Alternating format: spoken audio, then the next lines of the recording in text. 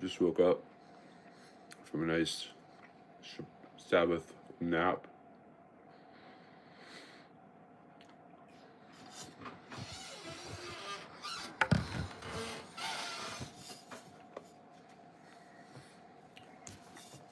So I woke up with something really on my mind, like on my heart, my mind, heart, so to speak, to talk about. And it's this concept of cooperate, compete versus cooperate, compete versus cooperate. You know, I went to a public school system when I grew up, and in that public school system, we were taught basically the principles of Darwinism, so to speak. That's what they said anyway. They said it was Darwinism, but it wasn't really Darwinism.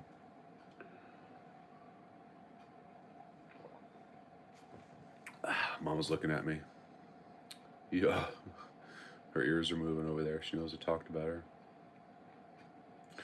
Put on some fresh pants, put on a clean shirt today for Shabbat. Having a little snack, a little treat. It was interesting this morning when I woke up. I was trying to, get ready like yesterday for Sabbath, so to speak. I was trying to prepare, be prepared.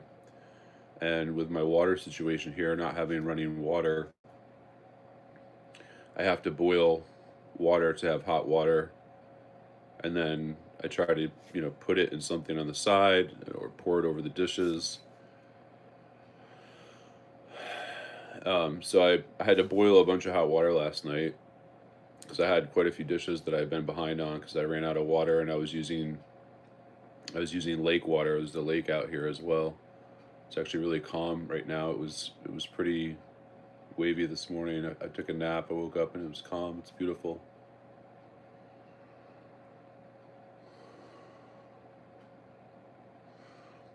But last night I was making this coffee, or not coffee. I was using my water boiler to boil this water to wash the dishes. Hello, I see two people dropped in. Welcome, Shabbat Shalom. I just started talking a little bit. I just woke up. Hey, Michelle. Just woke up from a nap and I had something on my mind. There's Addison. Hello, Addison. So I had something on my mind, and I'm interested. Those, I don't know if those look like female names. So I have a question for you, women. I'm interested to hear, as a man, your perspective on this. I'm doing really good. I just woke up from a nice nap. Chicken Whisperer. That sounds like a pretty cool name. I bet you must have some chickens or a homestead. Let me give me a second. We got 7 people, maybe a couple more people will pop in before I ask this question. But I have a question, and I'm really interested in some feedback from the women on this because I woke up with something really like on my mind. Okay, we've got 9 persons. Okay, Chicken Whisperer says they've got a homestead with. All right, here's a question for you. How many chickens do you have?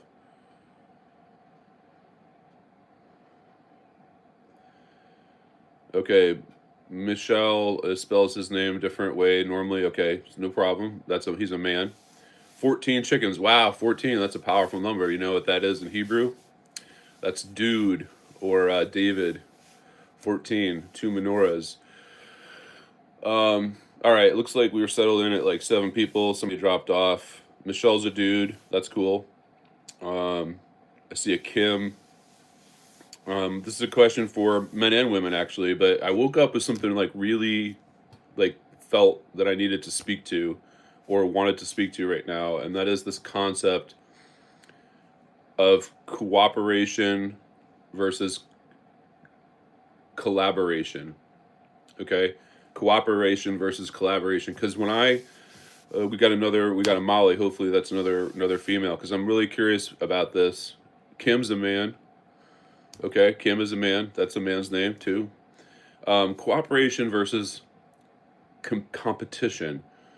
And I was just saying when I started the video that I grew up and I went to public school, and of course we got taught Darwinism and Charles Darwin, and so all my life, this concept of the survival of the fittest.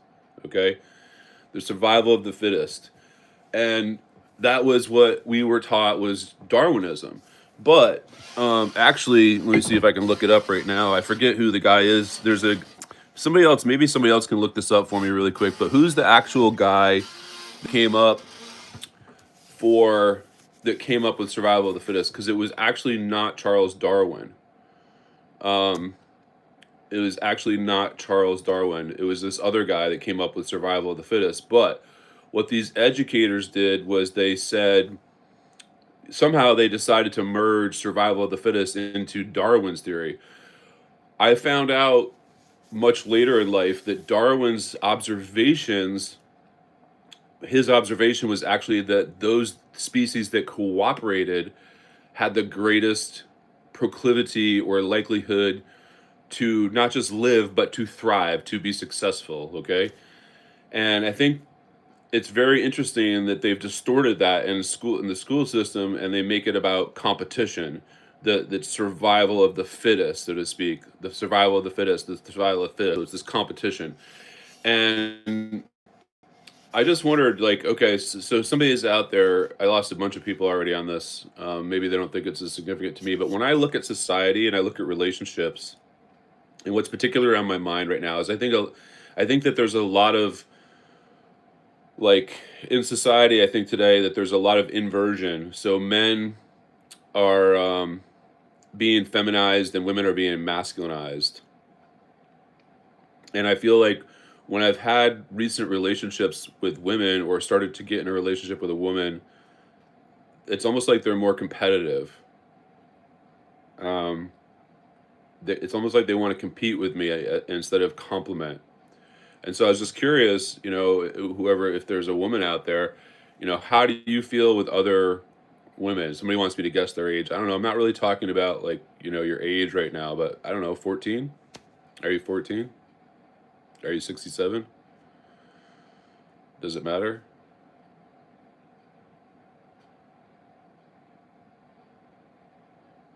I want to talk about cooperation versus collaboration. That what would be the motivation behind social conditioning to compete with each other instead of cooperate with each other? I see somebody saying chicken whisperer cooperation. So chicken whisperer, obviously you've mentioned that. I'm not saying the age doesn't matter, but I'm saying for a person that's asking me their age right now in this live talk, I'm asking like, what does that have to do with the topic at hand, which is cooperation versus competition, collaboration versus competition.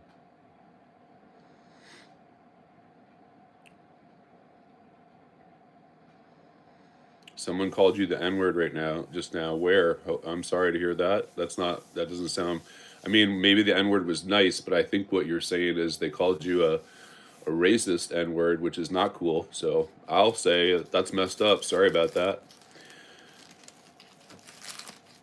Yo, what was the girl you were trying to compete with you about? I wasn't trying to compete with her. I was trying to compliment her, and she said that she wanted, a man that was a strong man, a leader. But then I felt like in our communication,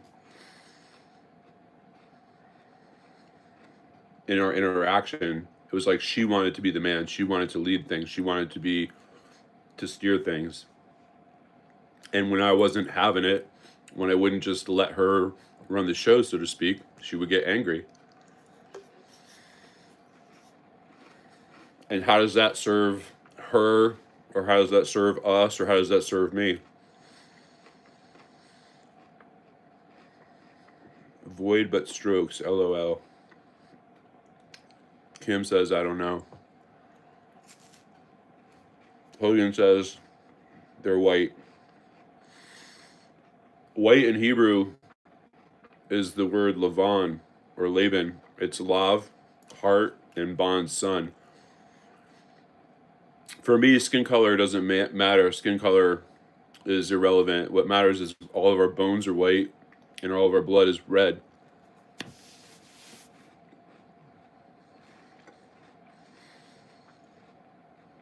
Kim says, I don't know. This Alex keeps talking about 67. I guess they have some obsession with the number 67. What's your deal with 67? Somebody, Kim just got called the B word. That one, I don't know. What's the B word? Is that bitch? Is that a female dog? I would take that as a compliment because a dog is awesome. Dogs are loyal.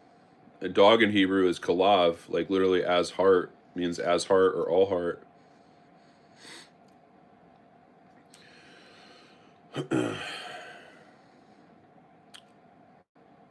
don't think people that are scrolling through YouTube Live, I don't think people that are scrolling through YouTube Live are looking for intellectual or spiritual stimulation. I think they're looking for entertainment and kicks. I don't know, but I'm just having my coffee.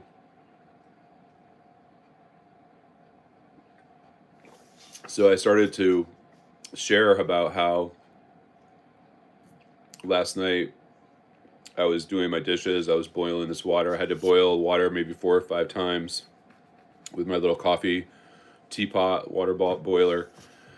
And then it quit. Like it quit. So I did all that preparation last night.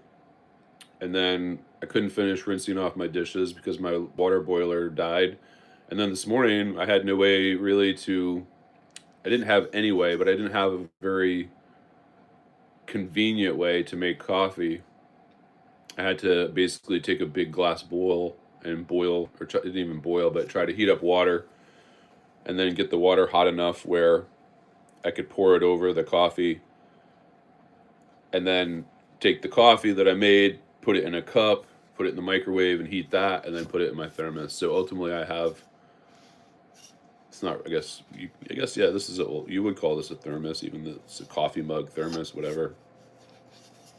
Which this, I just got this, so that was a blessing that I have, that I could make it and then make enough to have it in a thermos and keep it somewhat hot. It's not hot. They say this thing is supposed to like work for 7 hours, but it hasn't so far. It's kind of warm.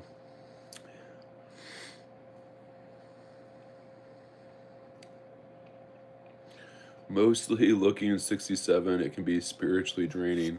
That's funny. Okay, so I think that they're commenting about my appearance, my white hair and my beard, that I look 67. Yeah. When I took the vow and I knew that I was going to grow my hair out, I knew that it might make me look older. But it is what it is. The white hairs, I would say I've earned them. I've earned them. That didn't come easy.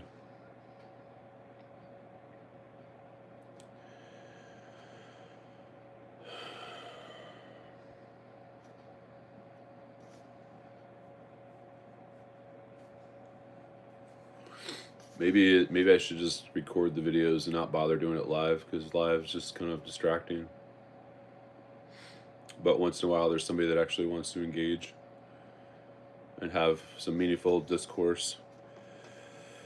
So I'm like literally trying to get my little cottage ready for Shabbat, for Sabbath, Shabbat, and then the hot water boiler breaks. So this morning it was kind of really annoying that I couldn't boil water. I couldn't, make my coffee very easily.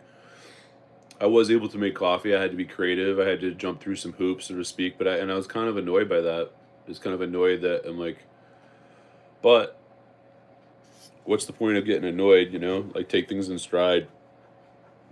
I think that annoyance, being annoyed like that, shows that I still have child in me that I have to get over. Like, get over it. It's life. Just deal with it. Be thankful that you woke up. Be thankful that you have coffee. Be thankful that you have water. Be thankful that you have cream and some cinnamon and some sugar and some butter and some salt, because that's what I put in my coffee. Be thankful that you have a Nutty Buddy, even though it's not, it's one of my indulgences. I don't even know. I should really take a closer look. Hopefully it's kosher. I looked at the ingredients. I don't see anything in it that's not kosher, but you never know. Man, I am so old. I am remembering my mom when she was 30. All right, Kim, how old are you? Yeah, I got this.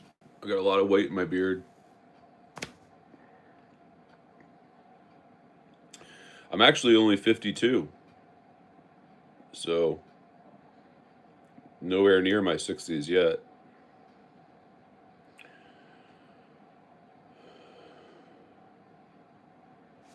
Anyway, this idea of competition versus collaboration or cooperation. Um, hmm,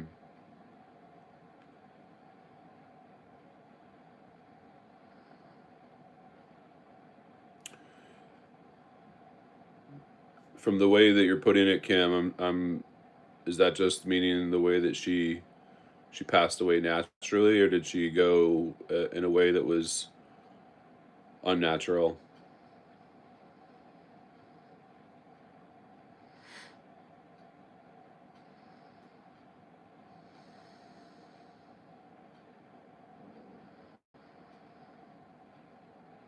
Natural. Okay. Well, I'm sorry for your loss. Was this something recent?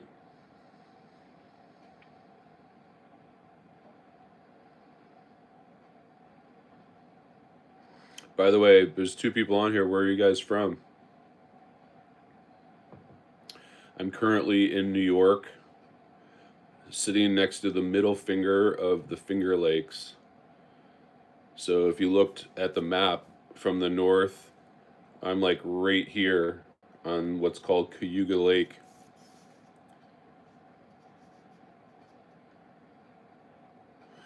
Texas, nice. I've been to Lukenbach in Texas. I've been to San Antonio, to Dallas, to Houston, to what's the place down south by the water? Um, I forget what it's called, but there's a place down. There's a fairly decent sized city down south, closer to the water. I remember this guy that I used to do business with. Austin's great. I love Austin. Last time I went to Austin, it was for South by Southwest, and man, I was so sick. It sucked. I was like deathly ill. It sucked. I had something going on with my throat. It hurt so bad I could barely swallow. So I didn't really enjoy it very much. I was just trying to survive. But I have been to South by Southwest. I actually really love Austin City Limits. I'm a music fan, so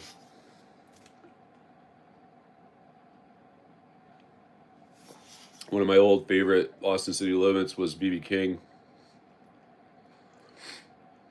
Have you ever been to Lukenbach, Kim?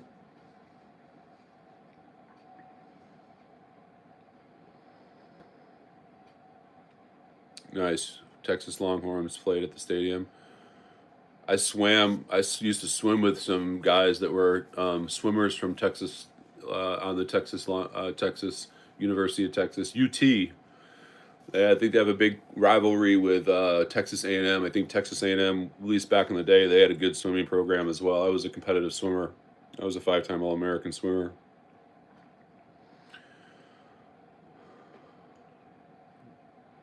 Well, you haven't been to Lukenbach, but I would encourage you to check it out sometime. It's kind of cool. I think it's if you're going to be in Texas, it's a cool place to be and say you have been there. Um, Maybe catch like a. I would love to go like see like somebody like Willie Nelson play there, something like that. That'd be awesome because he's such like a legacy. I went to college at a place called Ithaca. I ended up going to a Division III college because I had an accident. I was very competitive. Actually started swimming in the ninth grade, so I started as a diver, and I ended up competing and swimming in the first year, even that I started as a diver, and I did so well as a swimmer that after that I never dove again, and I went into swimming. And you went to UTEP. I'm not sure what is UTEP. University of Texas at um, is that Plain? What's the P? Plano, Texas. Is that a place? Seems like that's a place. Plano, Texas. I ended up going Division 3 so that I could transfer out without being redshirted. And then I didn't know what I wanted to study. I went in as a physics major. I didn't like their program, and I didn't feel like it would be smart to transfer to a college without knowing what I wanted to study. I didn't end up really deciding what I wanted to study until I think I ended up deciding to get my degree in economics as a junior. So I ended up getting my degree in economics. I thought that would be like a good base education. So this idea of competing versus competition, I think it's important how we look at the world, how we look at each other. And I think in America, just from my experience as a man, my experience dealing with other men, I feel like there's this tendency that we compete with each other. Like we don't celebrate our wins. If somebody has like somebody if they know something, I don't feel like we tend to celebrate what they know. It's almost like we get competitive. We need to prove what we know, and just in general, like people like when I was a kid, um, when I was a child, we were we had two neighbors, on each side of our house, and the neighbors on our right, we were very friendly with. We had a relationship where if we were ran out of eggs or we ran out of milk or butter, we'd go next door and be like, "Hey, you got any milk or butter we can borrow?" And then the neighbors on the left, we knew, but they kind of kept to themselves a little more. I don't think we would ever go to them and ask them if they had any extra eggs or butter. But I just noticed that when I was an adult, all the different places that I lived, I never really knew who my neighbors were. I mean, I take that back. The last place that I lived in New Jersey, no, I take that back. There were a couple. I did know, like, I knew the neighbors in the house that I lived in. I didn't necessarily know the people in the next houses, but in one house, I had a guy that lived downstairs, Tim. I got to know him a little bit. And then I remember I lived in a place in Long Branch, New Jersey, and I had a guy next door named Rocky. And I spent some time getting to know Rocky a little bit. He was a car enthusiast. And then um, where I lived, the last place I lived was in Freehold, New Jersey, and it was a townhouse or a condo. I don't know. I can't remember the difference of the. I think a townhouse has an upper and level, and a condo has one level. I forget the difference. We were on the second floor, and there was an elderly kind of woman below us that we knew. She kind of kept to herself, but we were friendly. And then there was one neighbor guy, I forget his name right now, and then a woman who lived out back. She was older, and I always called her my Jewish mom. Her name was Leah, and we developed quite a friendship. But in most places, I didn't really know my neighbors very well, and I just feel like it kind of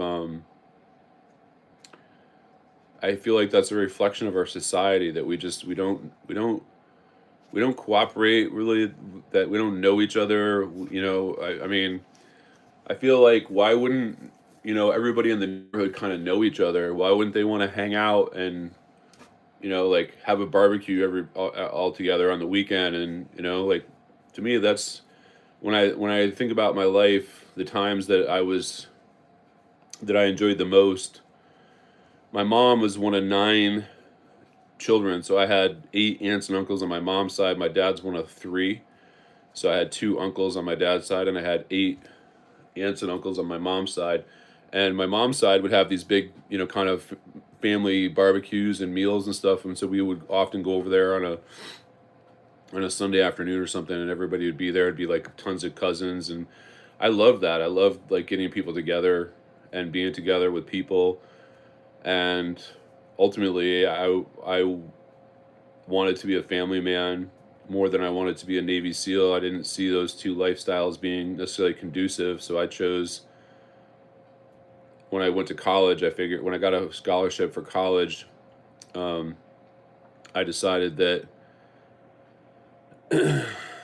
that since I got a scholarship for college, that probably was a sign that to not go to the Navy SEALs, and I went to college, got a job, and then ultimately got married pretty early. I mean, I wasn't too young. I was 27 when I got married. She was younger. I just feel like that we have a real sickness in our society, um, that we tend to be more competitive with each other instead of collaborative, instead of cooperative with each other. And I think that this is holding us back. It's said that a house divided will not stand. And so if you think about it, like America, we've got like these two political parties, red and blue, Democrat, Republican. I'm voting Democrat. I'm voting blue. I'm voting red. If you're red, screw you. If you're blue, screw you. This idea of dividing, like, I think our country would be much better off without any political parties, and just you have to vote for somebody based on who they are and what their platform is. What do they want to accomplish? Who are they? What are they saying? Like, to me, that's all right, Kim. Take it easy. Good luck, man. Peace out, yo.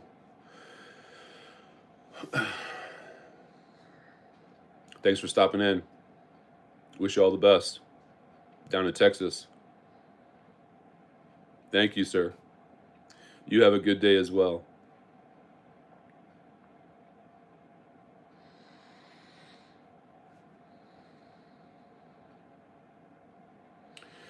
Like, in my life as a Nazyr, which is why I have this long hair, this long hair and this beard, right? There is a reason behind this. It's because I'm a Nazyr. And as a Nazyr, we are told not to have a razor touch our head. Some people interpret this to mean the hair alone. My personal interpretation is that it's the beard as well, because I know culturally it was very much an embarrassment for a man to have his beard cut, for in my people's culture anyway. And if somebody is going to cut my head off, right, my beard's going with it. So it's, if somebody cuts my head off, it's the whole head. It's not just the scalp. It's the head, the scalp and the beard, the top and the bottom. So that's one of the reasons why I don't trim my beard either.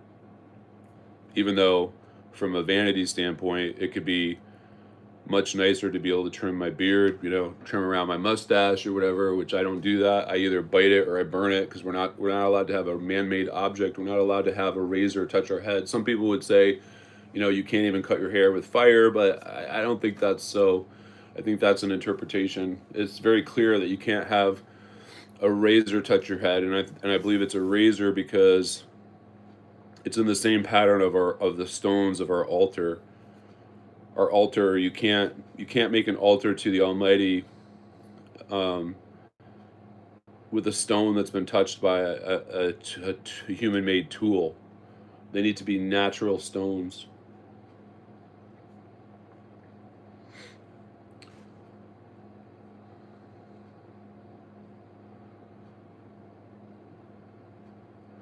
So I think that it's a problem. I think that women today are conditioned to be very masculine, and I think that men are being conditioned to be feminine. I think it's all over. I think it's in the music. I think it's in the media. I think it's in the food.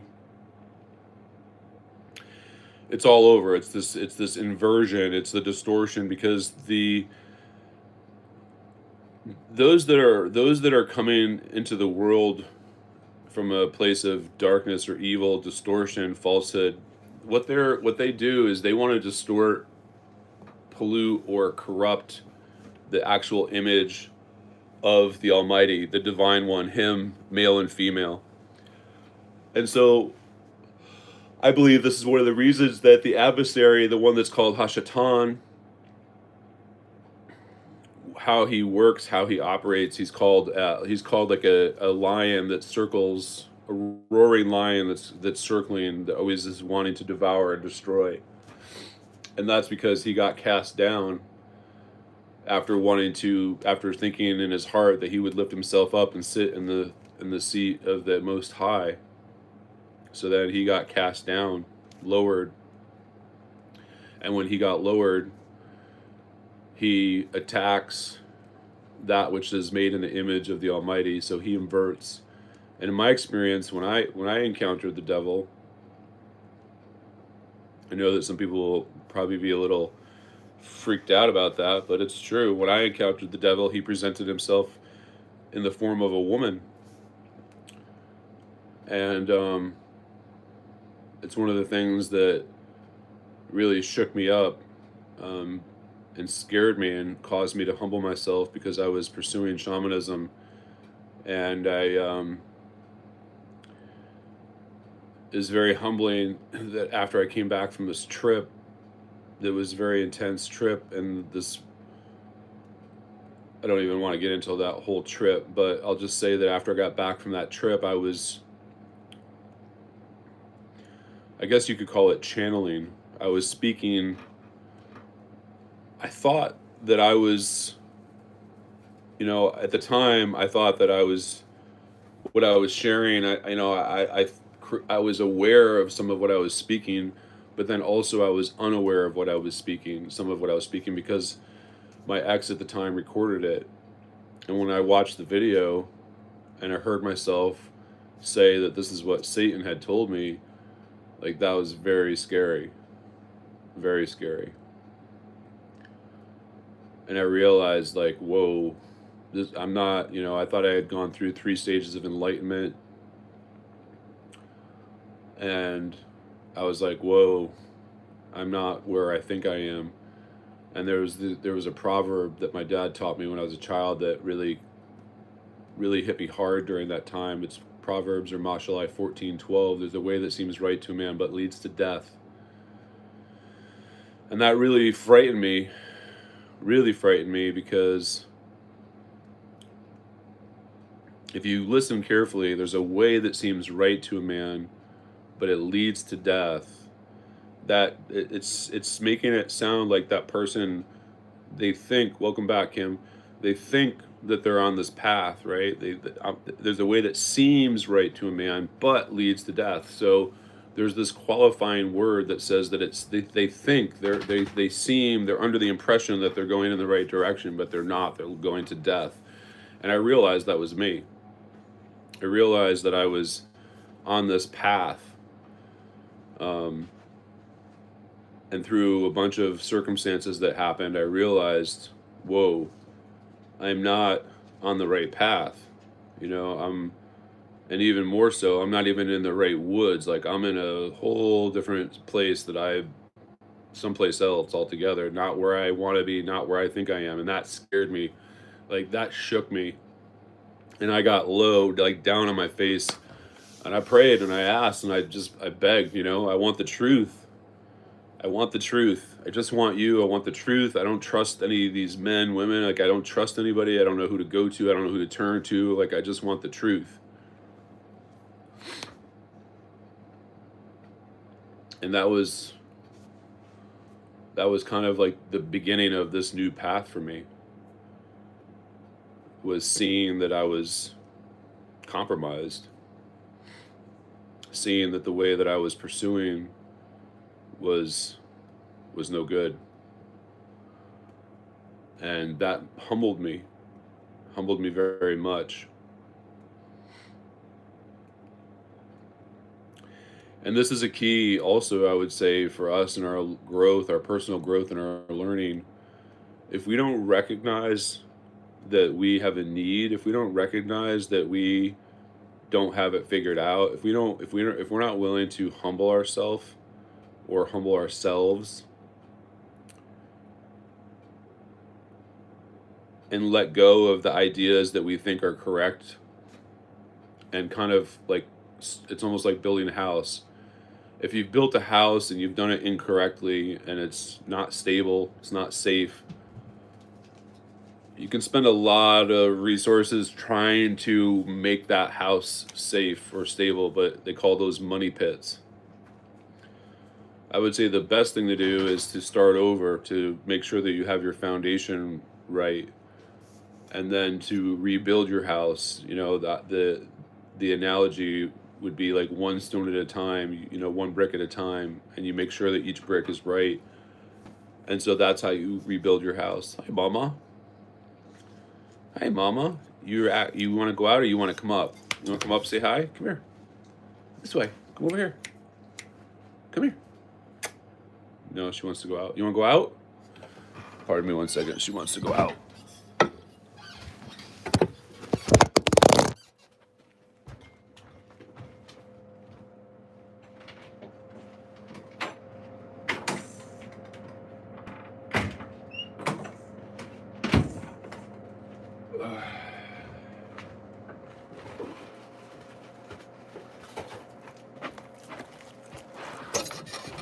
Hello.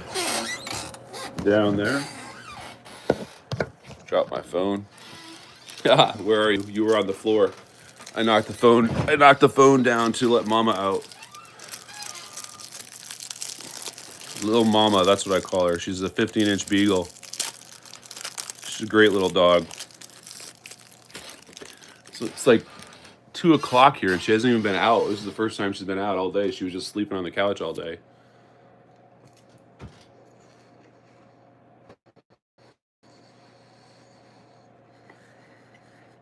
Kim, you're back. You said you had to go. You came back.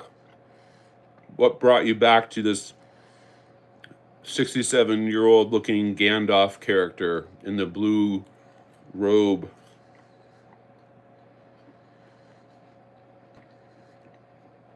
Are you entertained, or you're interested in the nature of the conversation?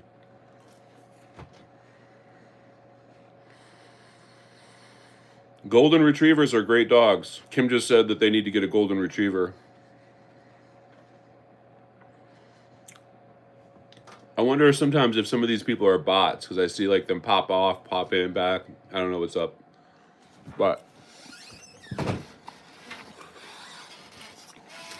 if I was talking about witchcraft and like magic, stuff like that, people would probably be more interested than contemplating our society and contemplating our personal relationships.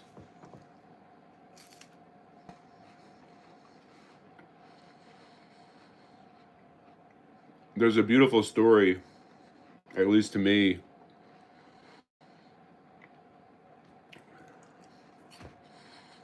in the writings about Dude Malak or King David. And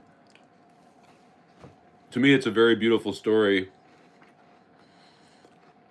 For those that don't know the history of Israel, when Israel was a young nation and they were settled in the land, the first king that they had, it's kind of a sad story because they had the Almighty had basically promised to have a messenger or an angel over them to guard and protect them. And he would speak to them through a prophet. And at that time, it was the high priest. I believe he was a high priest. Maybe not. I should know that, but I don't. If Shamuel was considered a high priest or not. This is when I need my brother Yonatan.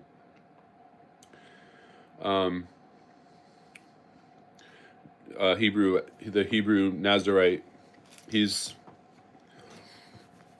a better scholar than I am on these matters. But the story of David and Jonathan. So King Shaul, he was this Benjamite from the tribe of Benjamin, and he was anointed to be the king of Israel. He was very tall, much taller, much bigger than everybody else, and was called handsome. So he had the physicality of what people are drawn to in a leader. But he ultimately disobeyed, which is a very serious thing when you get instructions from the Almighty and then you don't obey them. So he disobeyed, and because of that, he lost the presence of what's called the Ruach Hadash, the set apart spirit, the spirit of truth, the Holy Spirit, and he was afflicted by an unclean spirit. And then they used to go and get this young shepherd David dude to play the harp to soothe him. And then ultimately, David ended up being anointed. Even, well, King Shaul, commonly called Saul, while he was still in his position as the king, the Most High sent Shamuel and anointed David to be king. And so then there's this whole story of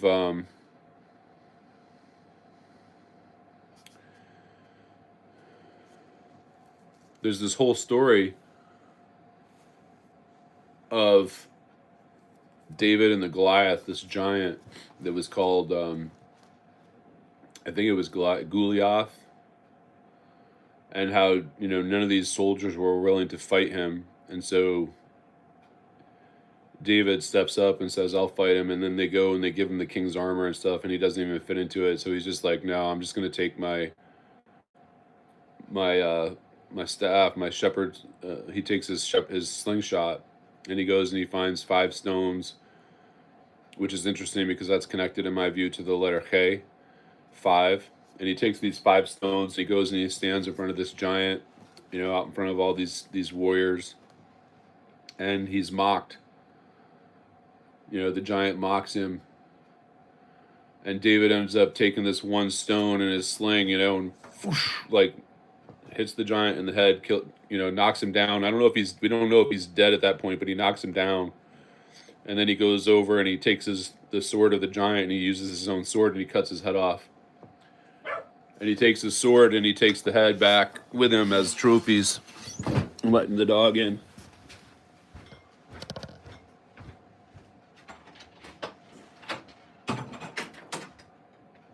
Hi, good girl. Hi, good girl. Yeah, you ready for your food? You're gonna have to wait until after I finish, but I'll give you the duck treat. Here you go. Here you go. Try to sit down without knocking this phone off. So anyway, David, after he slays this giant, he gets very famous, and all the people are like amazed that this young shepherd boy, kills this huge giant warrior. And so they're talking about him in the city. They're talking about him and praising him and giving him recognition, giving him, you could say, glory. And the king gets jealous. King Shaul gets very jealous, and he wants to kill him.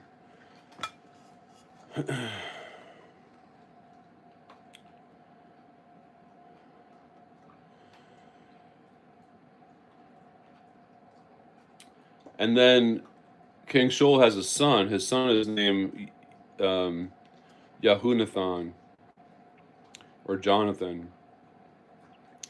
And Jonathan loves David. They're good friends. They become good friends. And at one point, Jonathan even risks his life to save David's life, and he gives him his his garments of position, and he takes David's garments, of his lowly garments of being a shepherd boy, and they switch their garments, which is like a form of acknowledging that David was anointed. I believe that he was acknowledging that David was going to be, taking the position that would have been normally his as the son of the king. And then ultimately, because of King Shaul's sin, he dies on the battlefield, and Jonathan dies with him. But it's a beautiful story of friendship and cooperation, collaboration versus competition. And I just think this is an opportunity for us in life, that we learn how to cooperate and collaborate with each other and come together. We're stronger together than we are divided. Like that saying, a house divided will not stand. And so I think this is an opportunity for both men and women. I think it's an opportunity for men and men. I think it's an opportunity for teams, sport teams. When I was a swimmer, swimming is a very individualistic sport. That was probably the one thing that I didn't really enjoy. Like every year, I tended to go to the national championships by myself because we didn't have a lot of other guys that were necessarily at the same level. And I always wanted to go, with somebody. And then my senior year, I finally had a teammate that qualified for nationals, and actually he did really well. He broke the national record. He broke the Division III national record in breaststroke. His name was Colin Herlihy, and he was a walk on. But he had this attitude, I'm not trying to diss Colin. Colin worked very hard, but he was competitive. It was almost like it was he was being competitive all the time and not cooperating. Like, even though we didn't even swim the same events, it was like he was competitive against me. And I wanted to go and be like with a team and have a team experience, and like I got this like attitude on my own team, and to me it was just very frustrating. It's like, why aren't we in this together? And swimming's a very individualistic sport, but it's the attitude of the spirit of the competition versus the collaboration. And that's one of the reasons that when I used to play video games, um, I always liked games that were like more cooperative, where you were playing with the team and you needed to like work together.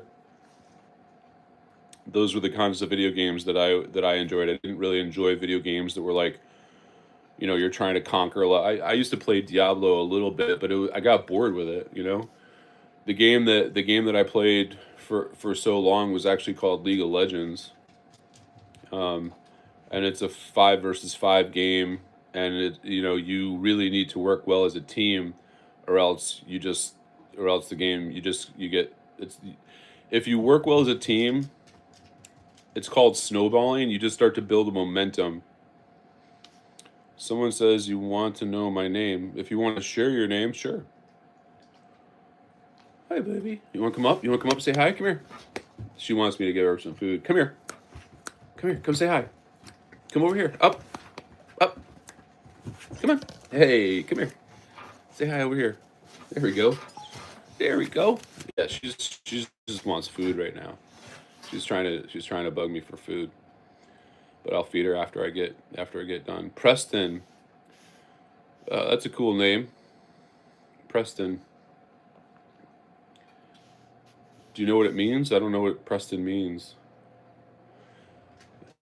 If your name is Preston, how come your username is Kimmiller9456? It's kind of interesting.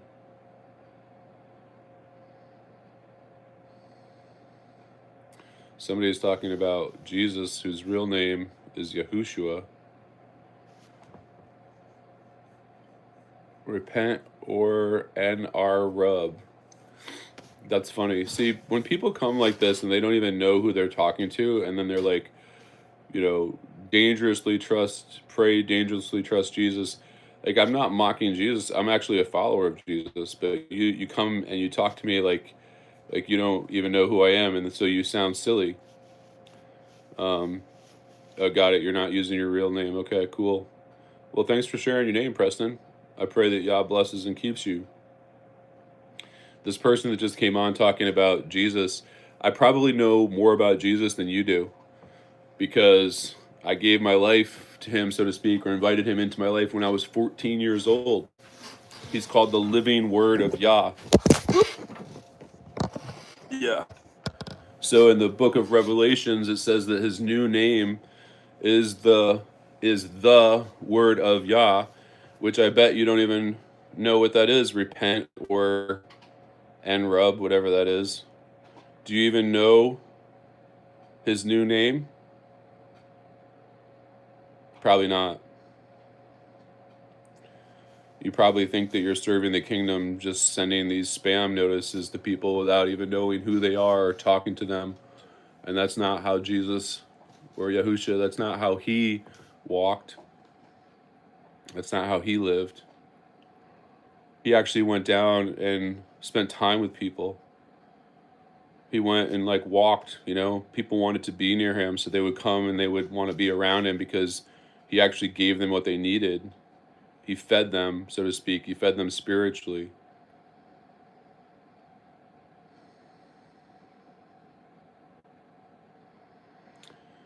Jesus has blessed me. And it's sad to me that you would even go without wanting to know what his real name, his name is that's written in blood from Revelations. So, but peace be with you. Peace be with you. When Messiah's disciples came to him and he said, "Oh, Master, you know that these other people are teaching your name over here, and they're doing this thing and they're doing that in your name. Should we stop them?"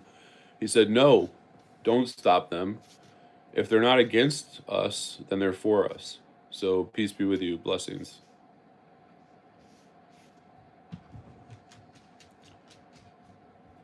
Mama's hungry. She wants some food. Look at you. You're awake and now you're like, you want to eat. You want to eat. I'm going to give her another quick duck treat really quick because she hasn't eaten all day and it is late for her not to have eaten. Pardon me 1 second.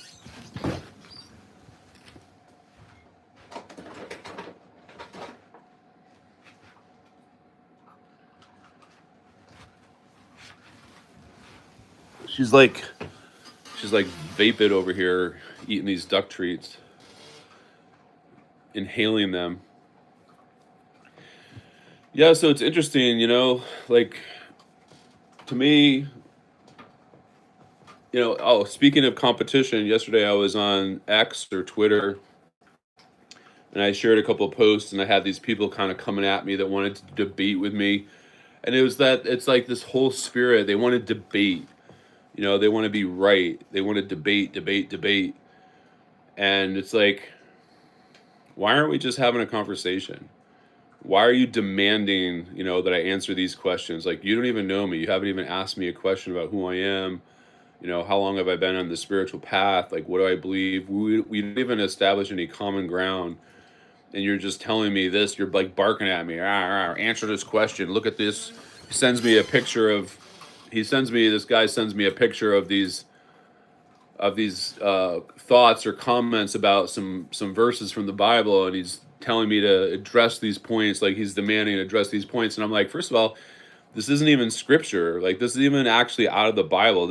You're asking me to analyze what somebody else has said about the scripture. Send me the scripture itself and I'll tell you what I think about it. But don't ask me to analyze somebody else's thoughts. Like, I'm not going to base my opinion on starting. I'm not going to start with somebody else's thoughts, with somebody else's ideas, with somebody else's interpretation. If you want to send me the actual writings itself or the actual scripture itself, then I'm happy to address it. But I'm not going to start with somebody else's, another man or another woman's perspective. If you ask me, do you believe this perspective is biblical?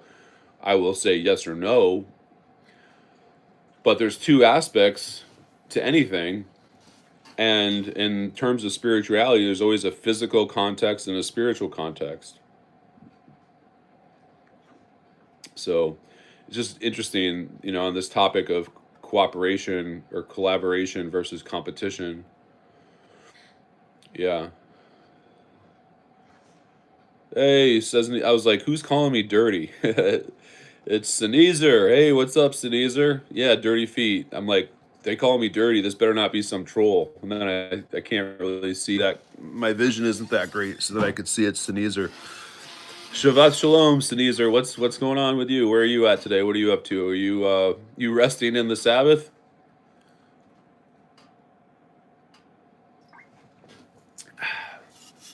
Mama, go sit. She's hounding me. She wants some treats. Yeah, you never know, right? It's funny. I forget sometimes. I haven't actually had the name Dirty Feet on my channel for a long time. It used to just be called the Nazyr. You rest when Yah allows. Okay. That's interesting. So you're not a Sabbath keeper. Preston wants to know how old you are. I don't, Sebenezer. I don't even know Beezer. I don't even know, like, what should I call you? Like, do you have a name that you go by, or your name? You want to tell me who you are? Because I see you on Yonathan's lives and his comments, and it seems like we have some alignment, some spiritual alignment. But I don't know your name. You want to share your name, or how you like to be referred to? And Preston wants to know how old you are. Mama, stop. Stop being a nudge. Yeah, she wants to eat. She's ready to eat. But I just gave her like 5 duck jerky treats. I feel like that should hold her over for a minute.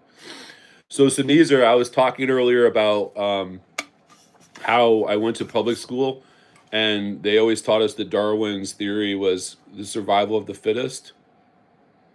Um,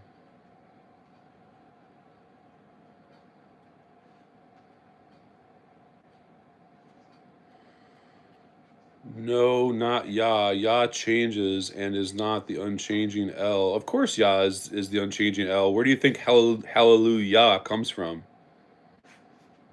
Of course that's El. That's silly, and I can prove it to you because what is a man and a woman in Hebrew?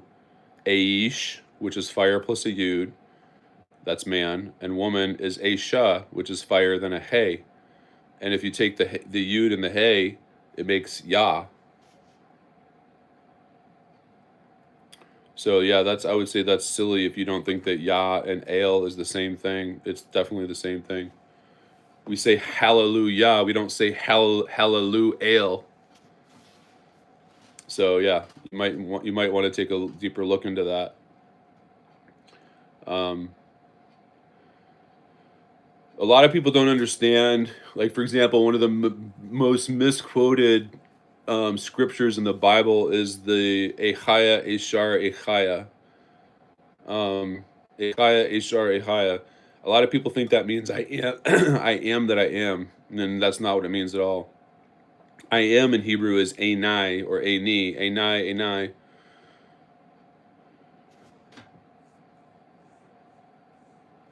Yeah, of course Elohim is unchanging perfection, and what does he tell us? He says to us, okay, so let me ask you a question, Nazyr. In Hebrew, if I don't know how familiar you are with Hebrew or not, but Hebrew is a functional language, okay? And so if we want to have a proper interpretation, we have to understand that Hebrew is functional. Preston says he's reading the Bible. That's awesome, Preston. Hallelujah. I trust that that's why you're here, because you're reading the Bible. I think we lost Nazyr or Preston. I don't know. It says we've only got one person here. Who's still here? Did we lose Nazyr? You don't know Hebrew at all, but I know the letters add up to other words. Yeah. So those are called permutations.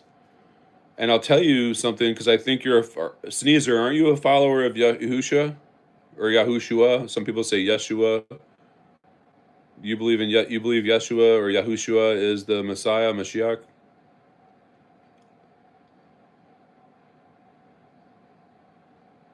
Yes. Okay. So check this out. You want to hear something really cool? I think you'll appreciate this.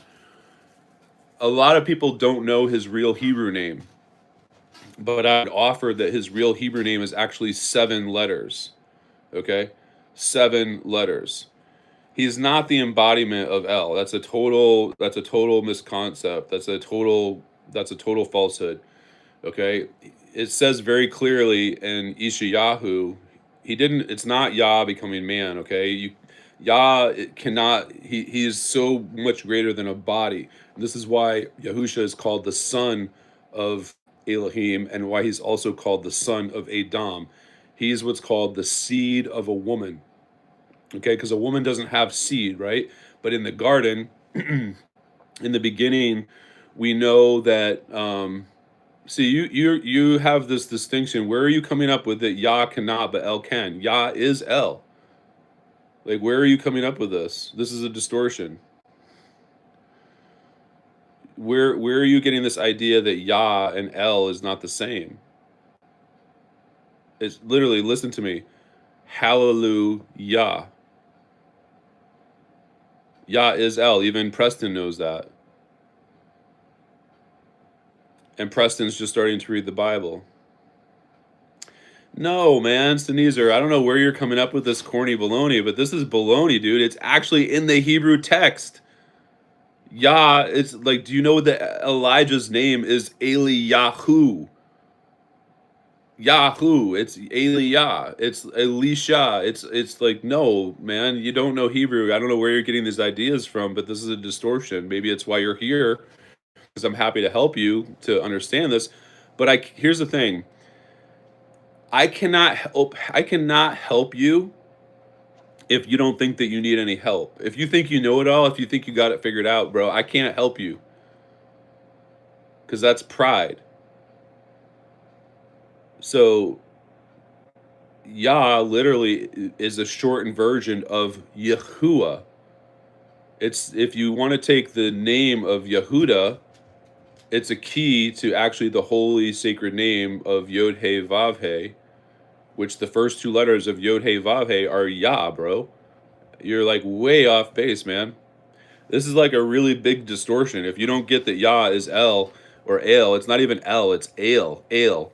Like in my name, it's Meshari Ale. But actually, I would tell you that Yah is bigger, carries more importance than Ale. So, for example, that's why we say literally Hallelujah, because an Ale is literally somebody that is a strong leader.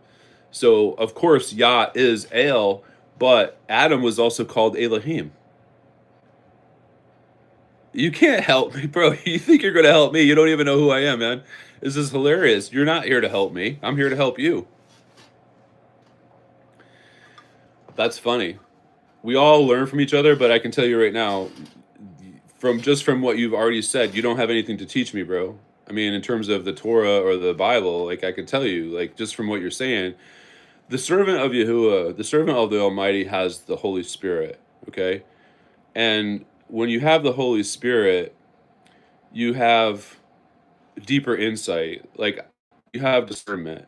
Like I know when I talk to somebody, I discern who they are, not just from what they do say, but also from what they don't say. And I'm not here to brag. I'm just telling you, like when you tell me that you think that Yah is changes and El doesn't, like I just know right away. Like you don't even have some of the basics correct. And I'm not trying to diminish you. I'm not trying to put you down, but I'm just trying to tell you have a few things mixed up. And then it's funny because you think that you're here to help me, but okay, like I'm telling you, you've got some things mixed up. And I can tell you, for example, of course, unconditional love doesn't change, but ego does. But you have not given me anything foundational from scripture that says that Yah is not El. I'm telling you, like literally, I'm telling you that in the Bible, in all of the Psalms, where it says Hallelujah, praise Yah, that is talking about Yod He Vav He. That is talking about Yod He Weh He. That's exactly right. You can take a horse to water, but you can't make it drink. That's exactly right. But here's the thing. You're the horse. You're the horse because I'm literally explaining it to you from the source. Like I'm explaining it to you from the source, but you don't have an ear to hear. See, you said that Yah is no help. Yah is a deceiver. Now you got to be careful because like now you're being foolish. You just said that Yah is the deceiver. Okay, so then why in the Psalms does David write Hallelujah? David, who is called a man after Yahuwah's own heart, the only man in the whole Bible that ever received that accolade was who? King David. And David was actually a murderer. And when I first was reading the Torah, when I was first read to read the Torah, no, dude, that's not why Jesus came. Jesus didn't come because they didn't know who Yah was. Jesus came because they literally were living off of a bad interpretation of the law. Because the religious leaders, they didn't love the truth, they loved money. They loved the power. And we're told in Deuteronomy or Davarim 4:2, we're told not to add to or take away. Okay? We're literally told, do not add to or take away from my word. All right? So now I'll give you an example. Preston, you've got it. Say a prayer for Nazyr that they'll get it because they have a distortion. And when you have a distortion, that's a form of blindness. And whenever you have some blindness, you'll never be able to see the whole truth. You've got to get the distortions fixed. And then once you get the distortions fixed, you can see a more clear picture. But when you're living under a distorted view, which is a false view, it's going to affect everything. And so that's why you have to, the concept of Holiness is refinement, a refining fire. So in Sirach chapter 2, it says, "My son, when you set your intention to serve Yahuwah, commonly called Jehovah, Yah." So it says, when you set your intention to serve Yahuwah, Yah, be prepared to be brought to a low estate. For gold and silver are tried by fire, but acceptable men by adversity. Okay, what is adversity? Adversity is hardship. Adversity is struggle, is challenging. And why do we go through these struggles? Why do we go through these challenges? So we go through these challenges because they refine us, right? The Almighty never tempts us, but He does test us, and He allows us to always have a way out of the test. He always allows us to have a way to win. And I'm telling you this because today I was listening, following a study from Genesis or Bereshith 22 about Abraham, and how he was tested, but he was not tempted. He was tested. It says, so Nazyr says that we go through these challenges to learn the love unconditionally. Yes. Okay, so I have a question for you, Nazyr. Are you a father? Have you had a child? Also, Nazyr says, I'm eager to be corrected. I don't know if I would say that you're eager to be corrected, because when I'm giving you information that comes right from the source, you're not really receiving it. You're kind of debating it. Open-minded debate. I suspect it will be you corrected. Okay. To me, that sounds like ego, because you don't know anything about my life. I'm 52 years old. I think I'm probably older than you. I literally dedicated my life when I was 14 years old. 14 is the number of David.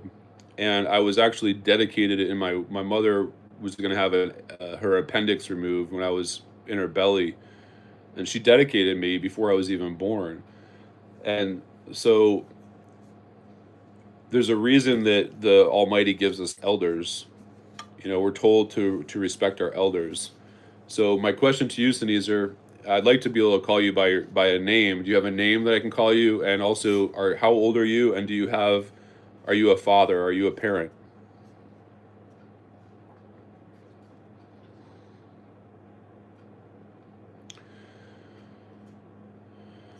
Okay, that's beautiful, but he says, when I look at the Old Testament, which I wouldn't call it old because it never changes, I see it as a single psalm. Okay, that's very poetic and very beautiful, but you're not answering the question. The question is, are you a father, and how old are you?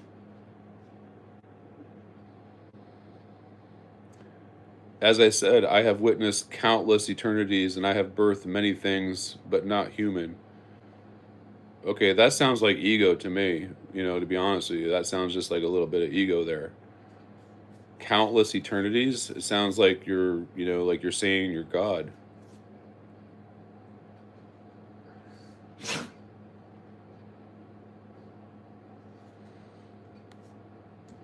So again, my question to you, Nazyr, just for context, I'm testing you right now to see if you're willing to be humble. Okay, this is a test of humility. If you're willing to answer, are you a father, and how old are you?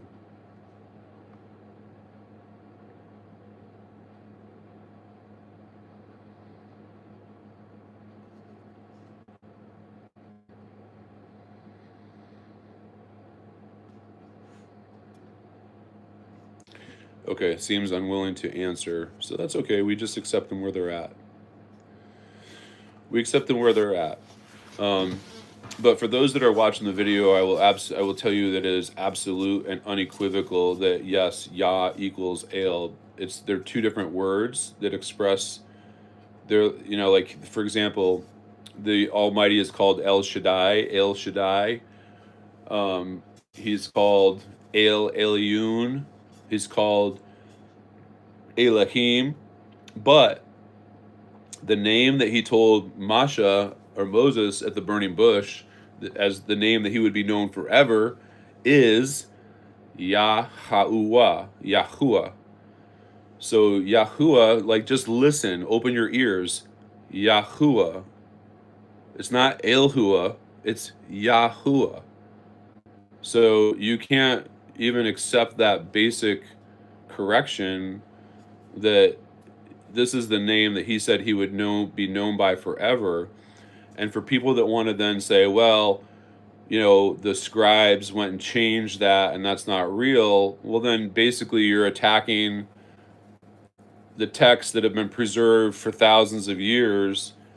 And sometimes they've been compromised, but we also have had, for example, when the Dead Sea Scrolls were found, we have all this proof that these scrolls actually haven't been compromised, because now we have separate historical witnesses that confirm that these texts are that they're valid because there's witnesses. So Nazyr has something going on. I don't know what it is, but he says that Yah doesn't change his mind. Okay, so who do you think that brought the children of Israel, so to speak, out of Egypt? Was it El or was it Yah?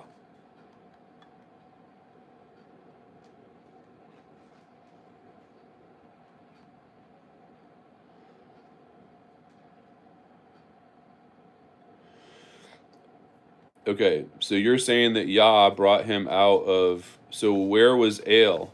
If El didn't bring the children of Israel out of Egypt and it was Yah, so you literally don't even believe in the Tetragrammaton. You literally don't even believe that that Yahuwah is the Almighty. So what is explain to us, can understand you? Who do you think that Yah is?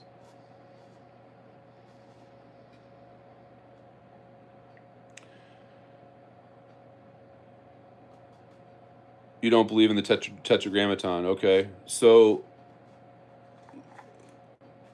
in Hebrew, let me just. Oh man, so you got to be really careful, because if you're calling Yah the deceiver, you got to be really careful, dude, because Jesus said that if you mislead one of his children, that it's better if you have a millstone put around your neck and that you're cast into the sea. Yeah, you got to be really careful what you say, because it's one thing if you say I think or I believe. That's humility. Well, first of all, you're asking because the Hebrews will hate me. No, it's about what's true or not.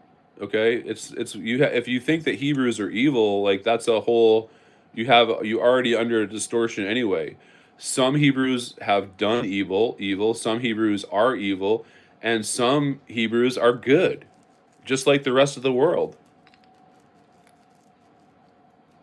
Preston, you got it, man. You got it. So Sneezer is, he's off in his own little la la land, because he's saying that he followed El for countless eternities. So, Sneezer, you got something going on, dude, and ultimately I can't really help you, because you think you have it all figured out and you think that you've been around for countless eternities. So I can't really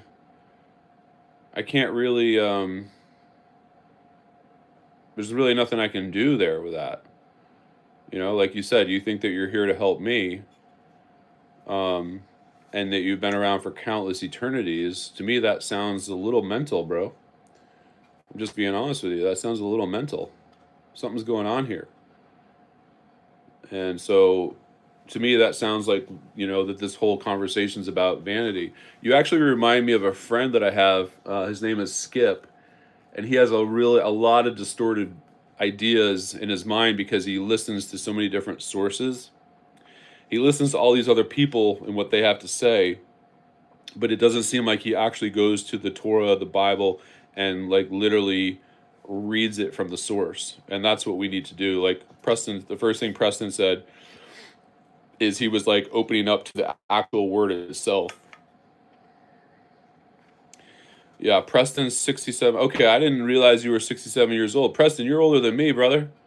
You're my elder brother. Okay, so Nazyr, I'm not going to listen to somebody when I already know the truth. Like, I'm open to something that I don't know, but when I have studied something at the lengths that I have, okay, the lengths, and not just in English, like, you don't even know Hebrew. I read the Bible and I look at it in both English and Hebrew, okay? I go much deeper than you're even able to go. But you want to come and you want to talk like you have something to teach me, and you don't even recognize the El is Yah. So if I'm listening to somebody, right? This is how relationships work. This is how life works, bro. This is just life. If I'm a real estate guy, which I am, okay, I had a very successful career in real estate. Okay, I'm a 9/11 survivor. I literally, my office was in Tower 2 at Tower 2 in building 17th floor temporary office, and I literally changed my schedule that day and brought my daughter to work, who was 2 months old, and I was spared that day. Okay, so I am a real estate expert in terms of mall development, shopping center development. That's my expertise. Okay, so if I hear somebody that's talking about real estate, if I hear somebody that's talking about my expertise, and I hear them, I can hear and tell because I know this, because I've lived it, worked it, and I hear them talking about real estate, and I hear them saying, like, let's say, for example, um, in shopping center development, there's long-term leases, there's short-term leases, and there's also called license agreements. Okay. Now, if I hear somebody saying that they got a 10-year license agreement and they're calling it a lease, I know that they don't know what they're talking about, because I literally have done it. I've literally generated license agreements. I've literally generated short-term, long-term leases. I have done it. It's been my responsibility. Okay. I'm intimately familiar with it. There is I have no questions about a lease or a license agreement. Okay. I eat and breathe it. I know it inside and out. Okay. Yeah, he made a fool of me the other day for my Donald Trump video. Didn't you watch it? I had to play the fool in my message to Donald Trump the other day. Yes, I absolutely am familiar with it. I even said in my video, he told Isaiah to walk around naked. He told Ellie, he told Ezekiel to use human dung and then ultimately cow dung to make his bread. So, I do understand that Yahuwah makes foolish, but you're literally telling me, you're literally telling us that Yah is evil, and you don't even you don't even think that the Tetragrammaton, the burning bush, like, you say that led the people out of Egypt, but then you say that Yahuwah is a fake version. Well, it's literally Yahuwah that said to Moses, "Take off your sandals. You're on holy ground, and go to. I want you to go to Pharaoh, and I want you to bring my people out of Egypt." And then you're telling us that Yah isn't El, but the El did it. So Yah is not evil. That is your distorted. That is your distortion. Yeah, Preston is saying Yah El is no. El does not mean unconditional love. Yah El literally means to be the authority. That's all that El means. It's Elaf Lamed. Elaf is to be. When it's the first letter, it means to be something. When it's a hand or a yud, it means to do something. So El is literally to be the authority. Yah is El. Yah is the authority.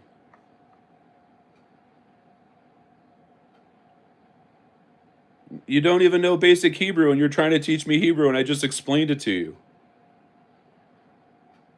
That's just, I'm sorry, bro. That's just silly. I'm trying to have like a friendly conversation with you, but it's like, if you go to a bank and you bring in like a US dollar bill and you tell them it's Canadian currency, they're going to look at you like you're from another planet. I'm looking at you like you're from another planet because you're talking out of your butt, like you just don't even know what you're talking about, homie. I'm sorry.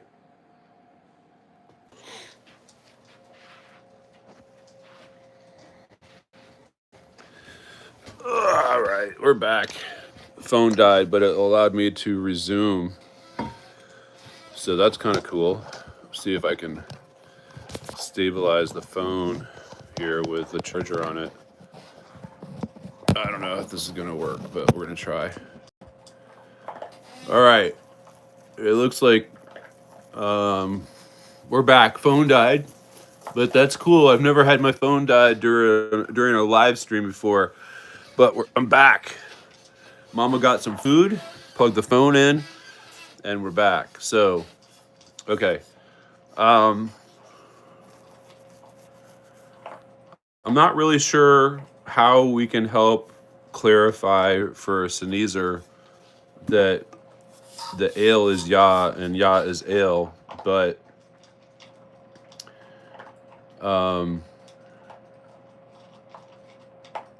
yeah, that's a weird one.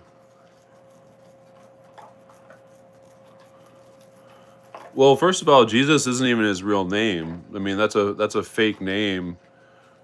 If you were going to transliterate his name into English, it would be Joshua. So I don't use fake names, bro.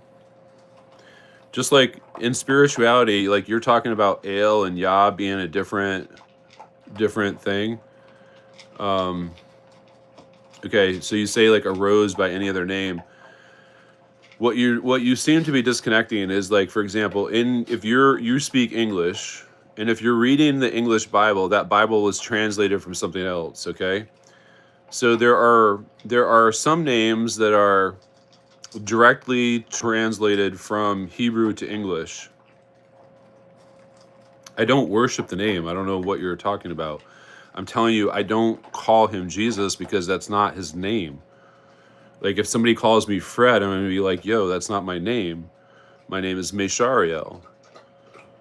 So I don't mind if people call him Jesus if that's how they know him, but I'm just telling you, like, that's not his name. There was never any Hebrew that was named Jesus. I'm trying to tell you that if you were going to try to put his Hebrew name from Hebrew to English, that it would be Yahshua or Yeshua. It's actually, Yeshua is the short form. His name actually begins with Yah. Yahushua. That's his name. And you're trying to tell me that Yah is bad. So Emmanuel is not more fitting. That literally means that ale is with the people. What is fitting is his actual name. Emmanuel was the name of a child that was born during Yeshayahu's time. Again, you keep says Nazyr, I can't help you, bro, if you're not going to listen to a basic thought pattern. Okay, you're not. Yeah, I can't really help you, but it's okay. You're welcome to hang out. But just here's what's going to happen. If you want to come and say this is what I believe or this is what I think, you're totally welcome here. But when you come and you try to say this is the way it is and you speak factually, you won't be welcome here because that's not true.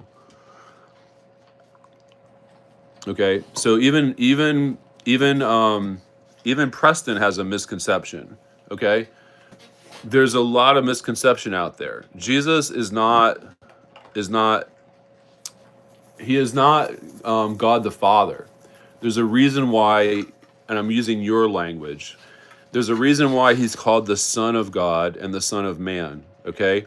Now, if you can both just listen for a second, I'm going to ask you a question.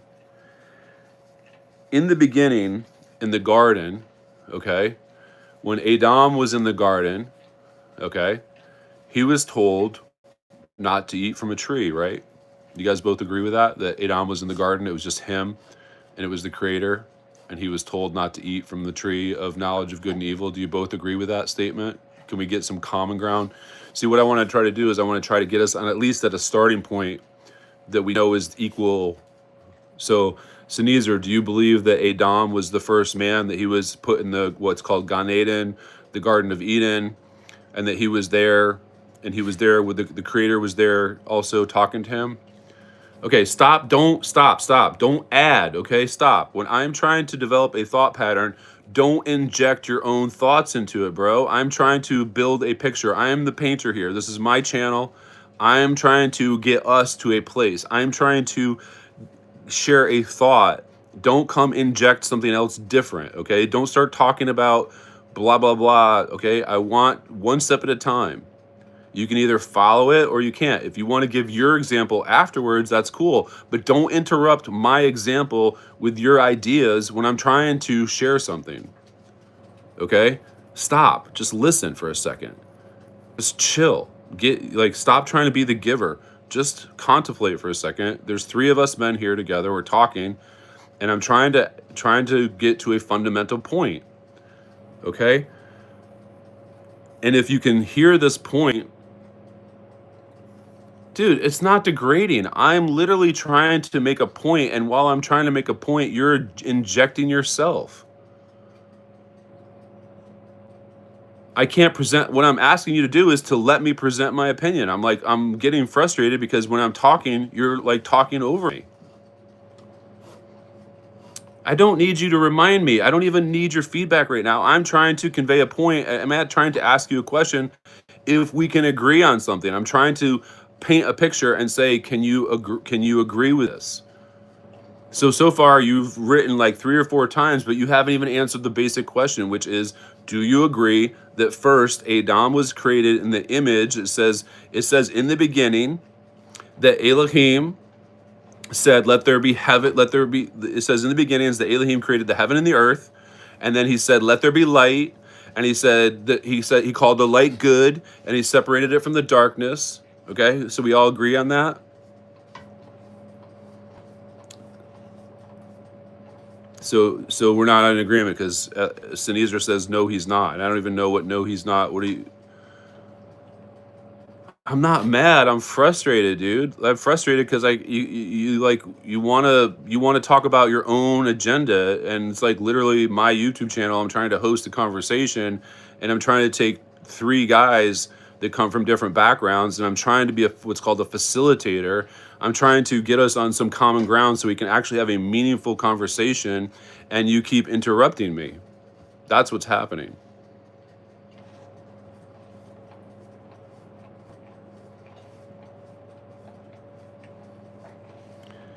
Okay. So in the beginning, it says that Elohim created heaven and earth, and Elohim created the light.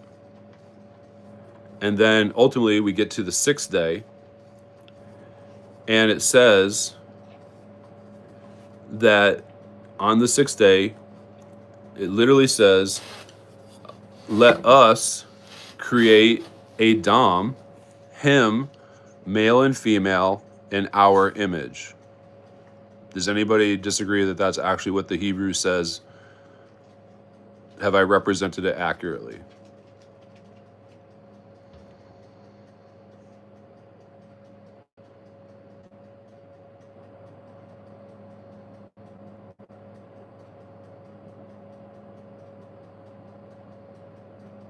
Okay, so far we're agreed.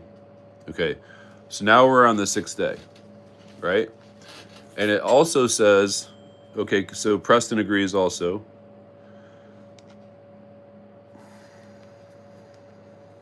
I'm going to actually open up the passage, and I'm going to read it right out of the passage itself.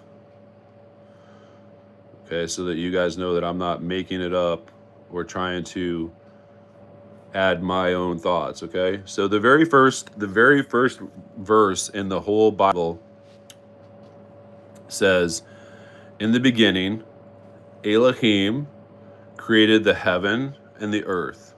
And it's shamim it's in a plural form, but it literally means it's hashamim and ha'irats, okay? And it's and then it says, and the earth was without form, it was void, and darkness was upon the face of the deep. And it says the spirit of Elohim moved upon the face of the waters. Okay, so we know that there's 2 things now, or you could say that there's 3 things. There's Elohim that created the heavens and the earth, and now we see the spirit of Elohim hovering over the waters. Now we see, depending on how you interpret it, it could be either it was the spirit of Elohim that also said, let there be, that said,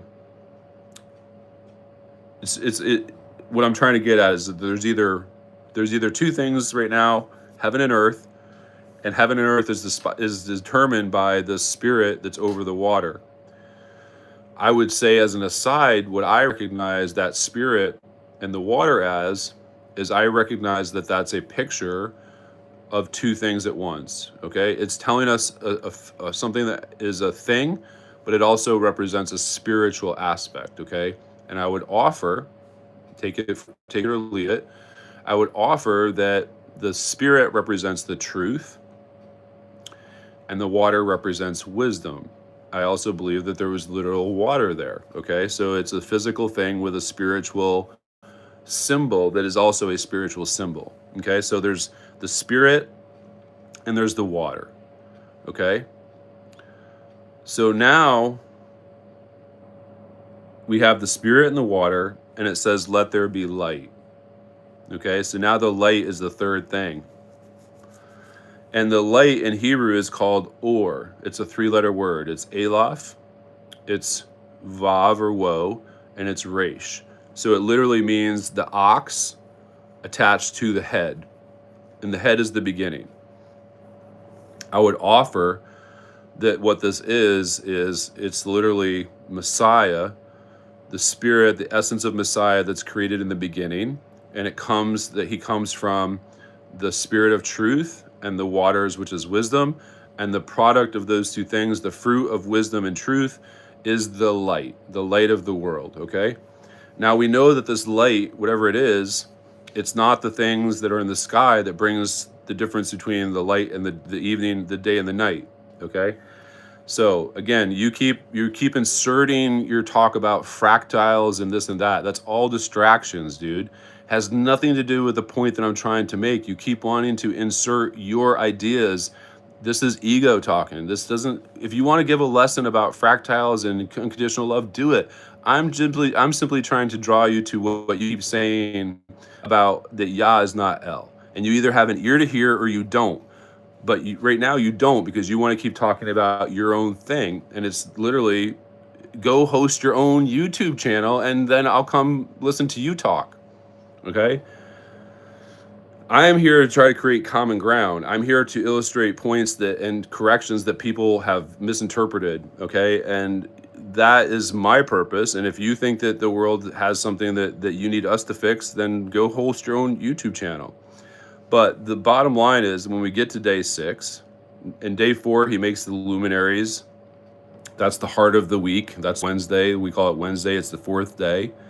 And then when we fast forward, it says, and Elohim, okay, says, let us make man in our image, after our likeness, and let them, it's a plural, let them have dominion over the fish of the sea, and over the birds of the sky, and over the cattle or the livestock of the earth, and over every creepeth thing, everything that moves upon the earth. Okay, so he's establishing order.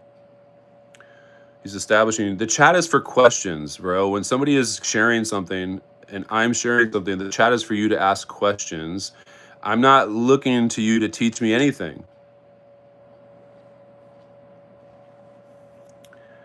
Okay, so now we have this whole verse 26, which is the value of Yahuwah, which our friend Nazyr says is a fake version of El.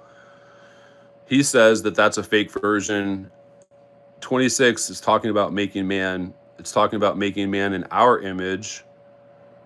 And it's also talking about setting man, which is actually, the word is not man, the word is Adam. Okay, it's important to make that. It's distinguishing, and Adam literally is Aleph, Daleth, Mim, which means to be, Dam is blood. So literally, Aleph, I haven't asked you a question yet for you to answer, okay? I'm asking you if you're following this, if you agree with what I'm reading to you right out of the text itself. Okay, I'm not asking you about fractals. I'm not asking you about unconditional love. I'm not asking you about Yah or El. I'm asking you, are you with this? Do you agree with what I'm reading, or do you think that this is corrupted?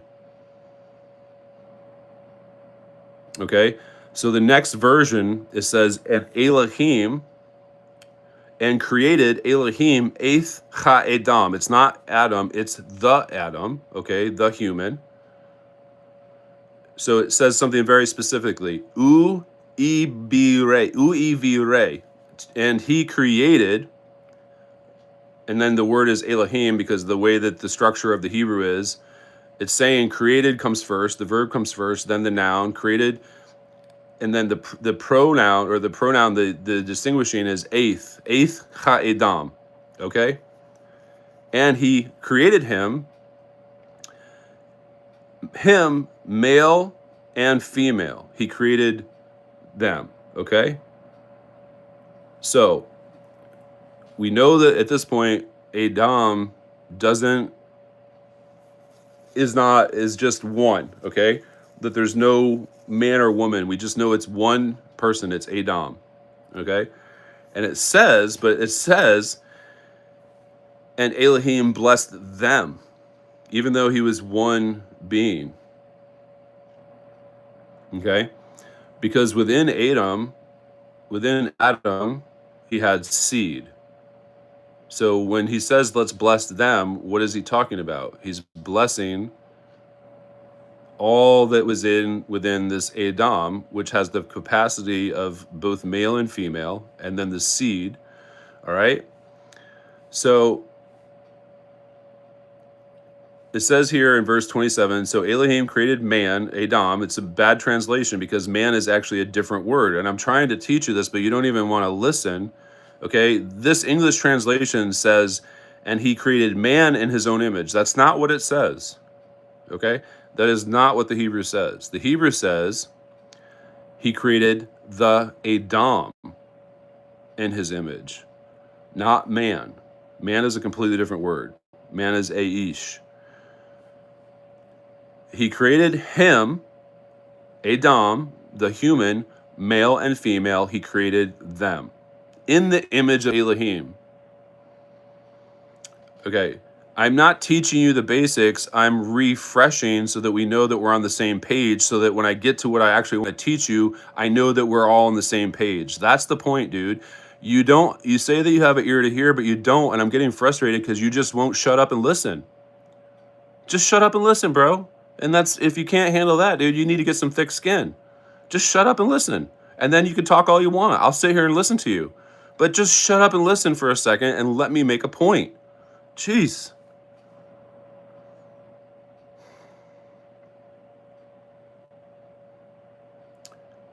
In the image of the divine fractal, unconditional love. Listen to all this like hocus pocus you want to add to it that's not here. Stop adding all of your own sparkles to it, bro. Like, just stop. You're like a Jezebel spirit. You can't receive. You have to insert yourself.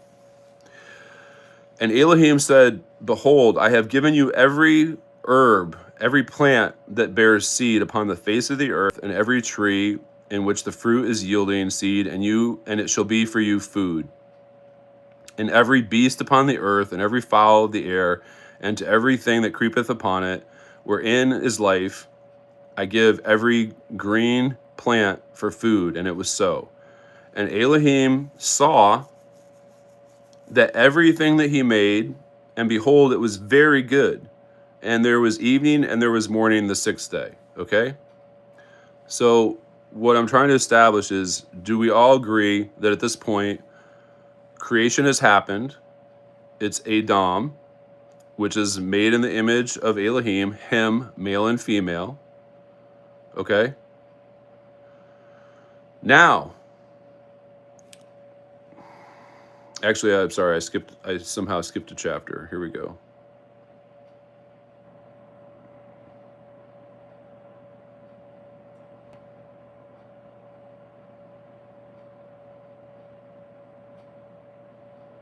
Okay, now we're in chapter 2. These are the generations or the histories of the heaven and the earth, when they were created, in the day that Yahuwah Elohim made the heaven and the earth. Okay, so here we see two words. We see a specific name attached to Elohim. We see the word Yahuwah. some say Yahweh, some say Jehovah, some say, I don't know, is there another way to pronounce it? People say Yahovah, people say Yahuwah, people say Yahweh. That tends to be like and then Jehovah's. People, those are the four pronunciations that people tend to say. Okay? So it says, Yahuwah, Elohim, made the heavens and earth. Now it's summarizing what's already been established. And it says that every green plant in the field was on the earth, and every herb of the field that grew, for Yahuwah Elohim had not caused it to rain upon the earth, and there was not a man to till the ground. Let me read that again because I don't think I read it very well. And every plant of the field before it was in the earth, and every herb in the field before it grew. So that means he made these things in the actual soil. For Yahuwah Elohim had not caused it to rain upon the earth, and there was not a man to till the ground. But there went up a mist from the earth. This is before we had rain. So the dew would come up from the ground, and it watered the whole face of the ground. And Yahuwah Elohim formed man out of the dust of the ground and breathed life into his nostrils, the breath of life, and man, which is actually Adam, became a living soul. Okay? So now we have a recap of how he actually made Ha-Adam, the human. Okay? And Yahuwah Elohim planted a garden eastward in Eden, and there he put the Adam, the human, who he had formed. And out of the ground made Yahuwah Elohim grow every tree that was pleasant to the sight and good for food, and the tree of life also. So here he says that he made all these different trees for food that were good to the eye, but then he says also, I made this plant that's called the tree of life in the midst of the garden, and the tree of knowledge of good and evil. So do you notice that there's a distinction here between the trees that were for food and good to the sight, and then there's these other two trees, okay? And a river went out from Adon to water the garden, and from there it was parted and became four heads. The name of the first is Pishun, which compasseth the whole land of Havilah, where there is gold. These are clues for us. And the gold of that land is good. And there's also, here it's called bdellium and the onyx stone. And the name of the second river is Gihon. And the same is encompasseth the whole land of Ethiopia. And the third river is called, Hadakal. Okay, that is which goeth towards the east of Assyria. And the fourth river is called Euphrates. And I'm looking in the Hebrew to actually see how Euphrates is actually said. Let's see. So Euphrates is actually Parath. It's like, why would they call it Euphrates when it's actually Parath? Okay, so now Yahuwah commanded the human, of every tree of the garden you may eat freely, but of the tree of the knowledge of good and evil. Now this is what I want. This is where I'm trying to. This is what's called building into the story. Okay, it's called building into the story. But you're not even following me, Nazyr, because you want to talk about what you want to talk about. So you're not even following me. But I think that Preston probably is. So, and Yahuwah Elohim said, it is not good that Ha-Adam, the human, should be alone. I will make him a helpmate. Okay? And that word for help is actually Azur. Azur. Azur Nagad. Azur Kanadadu, a helpmate for him. And out of the ground, Yahuwah Elohim formed every beast of the field and every bird of the air, and brought them to Adam to see what he would call them. And whatsoever Adam called every living creature that was its name. So this is the first job that Adam was given. I know that you might know this already. Again, there's other people that might be watching this video that aren't you, man. This video is not all about you. Now you want to talk about Zoroastrianism or whatever, Zoroastrianism, dude. Like I don't know, you're in your own place, but just stop. This video is not all about you. Just because I'm having a live and you're here talking, this video is for other people that might be watching that has confusion about this, just like you do. Okay? So, and Adam gave the names to all the cattle and the birds of the air and every beast of the field, but there was none for Adam that was found to be a helpmate to him, an Nazyr. And Yahuwah Elohim caused a deep sleep to fall upon Adam, and he slept. And he took one of his ribs, and he closed up the flesh thereof, and of the rib which Yahuwah Elohim had taken from man, he made from Ha'adam, he made Ashah, a woman. Aysh, a woman. Okay? And Ha'adam said, this is now bone of my bone and flesh of my flesh, and she shall be called Chuah, not Eve. Okay? They changed her name from Chuah, which means the life giver, to Eve, which means the time that the day becomes night. So think about that. When the day becomes night, is literally like talking, you know, we often think about the day as good and we think about the darkness as evil. So it's like literally, it's saying, it's what they're doing is they're changing her name to something that talks about going from the light into darkness, because ultimately Hua was deceived and she brought sin into the world, but there's no reason for them to change her name. There's no reason to change her name. So it says, therefore shall man, now this is the first time we hear the word man. Therefore shall a man leave his father and his mother and cleave to his woman, his Ashah, and the two shall be one flesh. And that word for one flesh is echad. Echad. And they were both naked, and the man and his wife were not ashamed. All right, now I'm pretty sure, let's see, I skipped the part where he talks about the tree, don't eat from the tree. Okay, so we've got to go back a little bit. In verse 9, it says, out of the garden, Yahuwah Elohim made every tree that was pleasant. Okay, right? Is it chapter 3 where...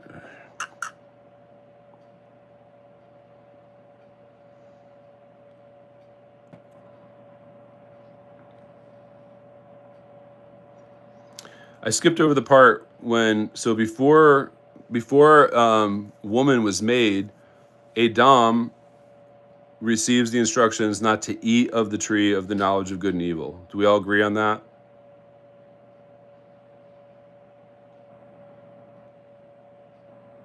Okay. So we're now at a point where the serpent comes. It says the serpent was more subtle than all the beasts. It's actually the word nakash, which means shiny one.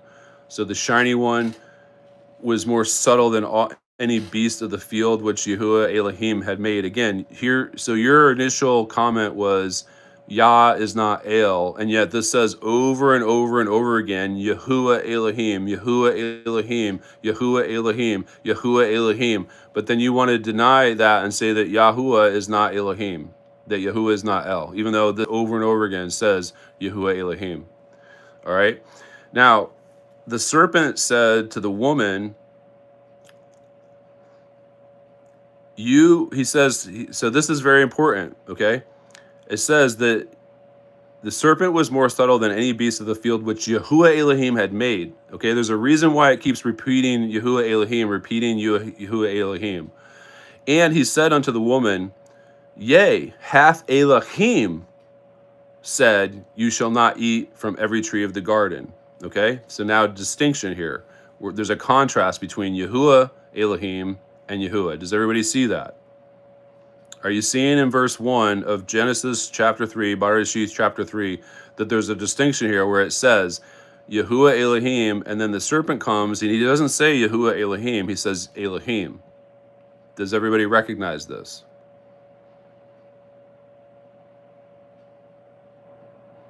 Preston, do you see it?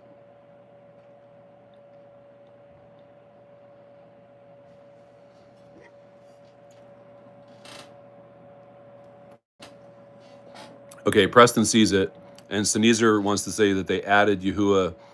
Okay, he wants to say that they added Yahuwah because it's a conspiracy. Because what Preston doesn't understand, or excuse me, not what Nazyr doesn't understand is who the serpent is actually talking to the first time that he tells the woman who Elohim is. Okay, so check this out. The serpent says, yea, Elohim, and this is where men interpret Elohim wrong, because it doesn't necessarily mean what we think of God. God is actually Yahuwah in how we think of it. Elohim is a mighty one, okay? Elohim is a mighty one, and it comes anybody that has power and authority under the kingdom of heaven. And we're going to see here that the serpent is actually talking to Eve about Adam, not Yahuwah, okay? So the woman says to the serpent that we may eat of the fruit of the trees of the garden, but of the fruit of the tree which is in the midst of the garden, Elohim has said, you shall not eat of it, neither shall you touch it. Okay, now while Nazyr is off doing his own thing, having his own conversation, and can't follow a conversation or just won't follow a conversation, Preston, do you see where I'm going here? Preston, are you able to see that I'm trying to contrast what Yahuwah Elohim actually said to Adam, okay, not to eat of the tree, and now what Eve, commonly Eve, Hua, is saying that she received a different instruction from Adam, okay? I'm gonna have to just mute Nazyr because he's back talking about unconditional love. He can't even, he won't, it's not, I don't think that I don't know if he can't or he just won't, but he won't follow the conversation. All right. Okay, so Preston says no. No what?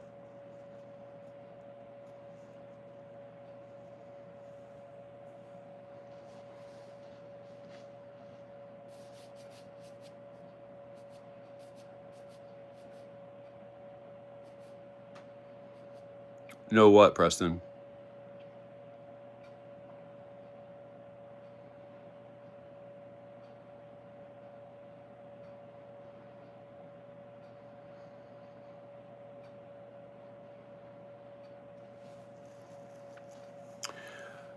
I don't know what you're saying no what to, but what I will say is that nowhere in the previous text,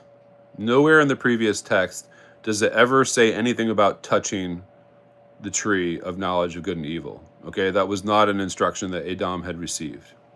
Okay, so, okay, you're talking to Preston.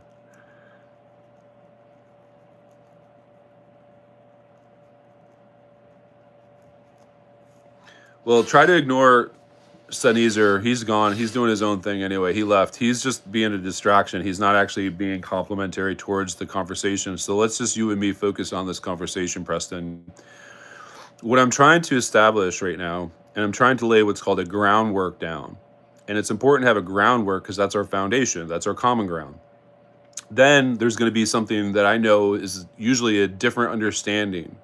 Okay? The different understanding is because we've had this interpreted to us over and over again, just like we've accepted Eve, right? Most of us accepted Eve as her name, but that's not her name. Eve never appears here. It's not even what her name means. Her name is Hua, or some people would say Chava. Okay? So what that does is it means that, like, just like it says in Revelation, that the dragon deceived the whole earth, the whole world, even the saints. Okay? How did he do that? The same thing in the beginning. He used language to confuse and to deceive Eve, just like he uses language to confuse and deceive us. When we don't understand language and we accept a false belief based on a bad interpretation or a bad language, it affects our whole reality. So what I'm trying to do is I'm trying to show that Eve reveals a clue to us here, but we have to have like very, very concentrated discernment and So Nazyr left because honestly, he doesn't merit this knowledge. He doesn't merit receiving this, but I believe that you do, Preston, and I believe that's actually why you're here, my brother. Because you actually merit this learning. You actually merit this understanding. And even though you're my elder brother, you're willing to receive it from your younger brother. You're willing to have a conversation with me. And that's beautiful. That's humility. And that's, I believe, why you're going to be blessed and rewarded from this. Okay, so we need to use the reasoning and the rationale, our abilities that the Father gave us. We have to use our senses, and we're going to look at this and we're going to think about this objectively. Okay, so we know that the serpent is deceiving Chuah. We know that he's telling her, okay, he says, Elohim said, you shall not eat of every tree in the garden. He asked her a question, right? And he says Elohim, okay? So that means that, and Chuah understands who he's referring to, but he doesn't say Yahuwah Elohim, he says Elohim, okay? And he says to her, did Elohim say to you not to eat of every tree of the garden? And the woman says, we may eat of the fruit of the trees of the garden, but of the fruit of the tree in the midst of the garden, Elohim said, no, we shall not eat of it, neither shall, she says, neither shall you touch it, lest you die. Okay? So my belief is that Chuah is revealing something to us, because Chuah, she wasn't there when Yahuwah Elohim told Adam not to eat of the tree, right? She didn't even exist yet. I didn't read that part in order. I skipped that. I didn't mean to. But if you go back and you look at this in order, Adam receives the instruction himself before Chuah, commonly called Eve, is created. So she wasn't there. She didn't receive the instruction. The woman didn't receive the instruction. The man received the instruction. And this is a really important place for us to get to. And it looks like that you agree. You're following me. Okay. So now what happens? So now somehow Chuah or Eve, somebody tells her not to eat of the tree and not to touch it. So my question is, if Eve or Chuah wasn't there when Yahuwah told Adam this, who do you think told Eve or Chuah not to eat or touch from that tree of knowledge of good and evil? What's your thought on that? I would say there's really two possibilities, either Yahuwah or Adam. So who do you think told Eve?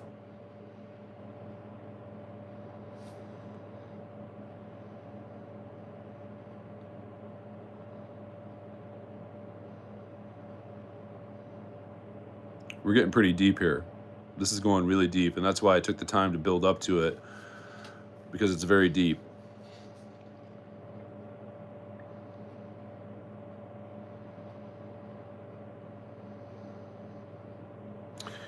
So, Preston, do you have an answer for me? Who do you think told Chuah not to eat of the tree of knowledge of good and evil, nor to touch it?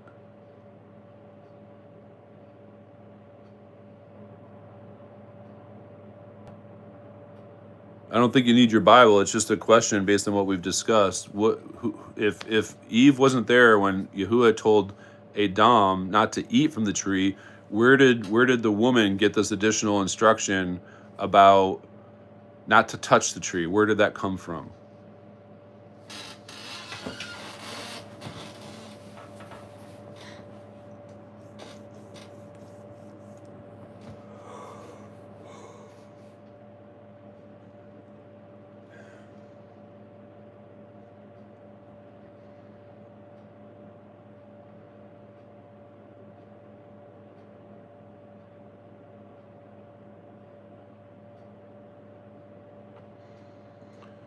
The first one. I don't know what that means, brother. Here's my question. Who told Chuah, the woman, not to eat nor to touch the tree of knowledge of good and evil, based on all the writings that are in here.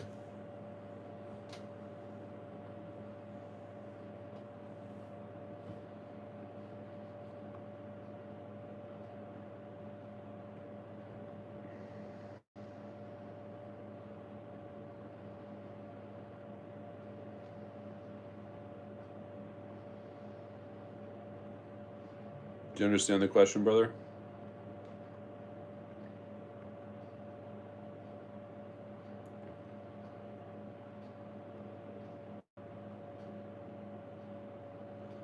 Well, the only options that we have, right?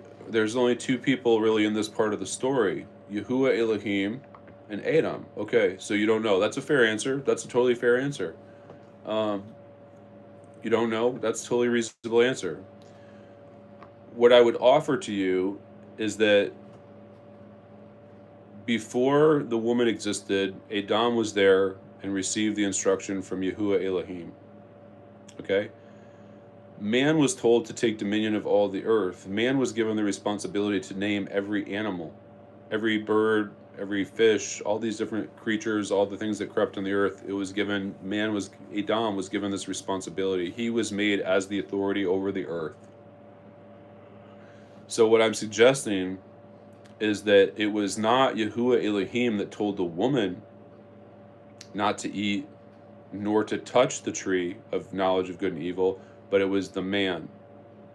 It was Adam who said to her, hey, you're not to eat of this tree. But he also gave her an additional instruction because she wasn't there from the beginning. She didn't hear it from the source. So he's giving her what the rabbis would say is a boundary or a fence. He's putting an additional fence to try to protect her. He's saying don't even touch it. And I would say this makes sense to me because, like, if you tell a child not to touch something because it's hot, most likely they're going to touch it until they realize what it feels like to get burned, because they just don't know. So you might tell the child not to get near the stove when the stove is when mom or dad is cooking, right? Because now you're giving them like an extra layer of protection. So I am under the inclination, I am under the belief that it was Adam, that Adam received the instructions from Yahuwah.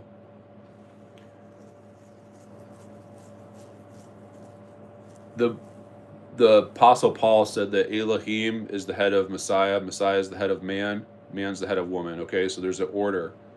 So here we have this order of the Creator telling man, don't eat from this tree. It's not for you. Okay?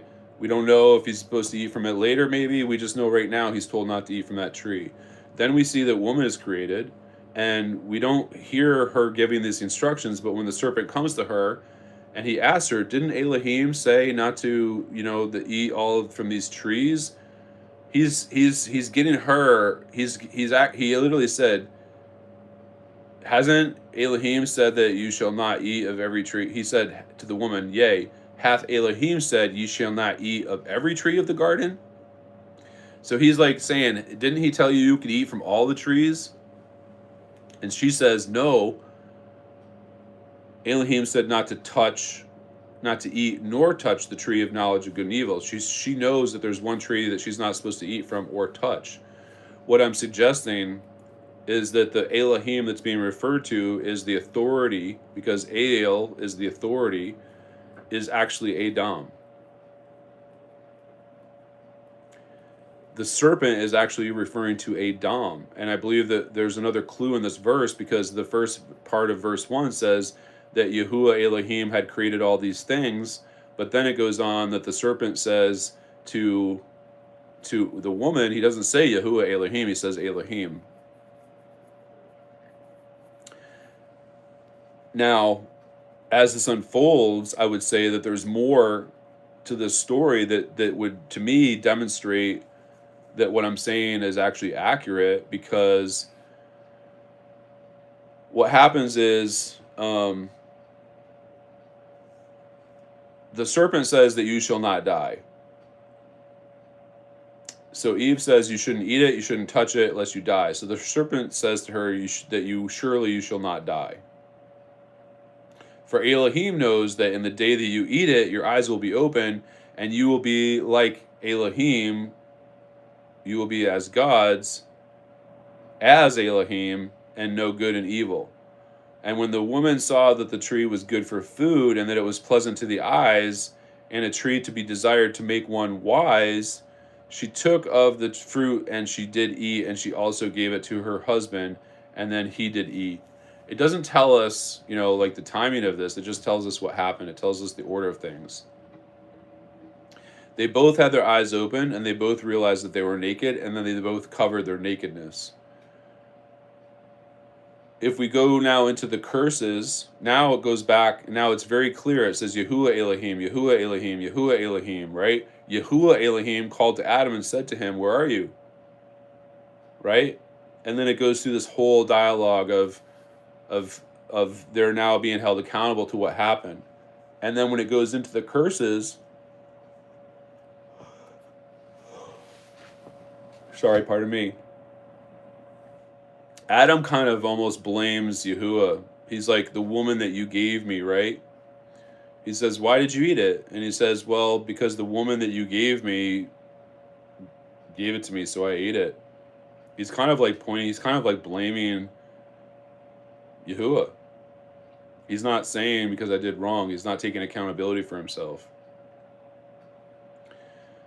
And then so Yahuwah says to the woman, what have you done? And the woman said, the serpent beguiled me and I ate. So neither one of them would take responsibility.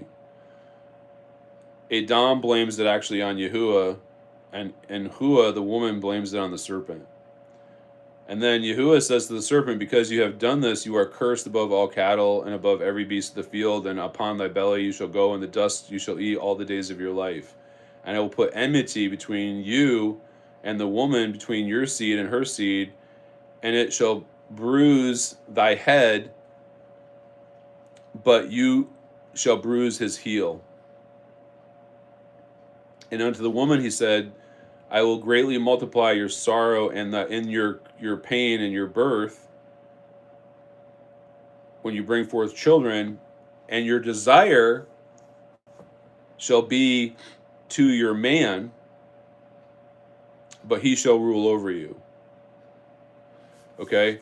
So what, in my view, this completely reflects what happened in the garden, because I don't think that it was that Hua, the woman, was thinking that she could be as the Almighty Yahuwah. I believe that she thought she could be like Adam. Now, maybe I'm wrong, could be wrong, but it's my interpretation based on when we take a really close look at these factors and what's said here. The fact that her curse is literally to desire her husband, he's like saying, because you wanted to be something that you weren't, right? And this is ultimately the sin of Lucifer, which is not really his name, but the devil, the Hashatan. What was his sin, right? His sin was he wanted to lift himself up to something that he wasn't.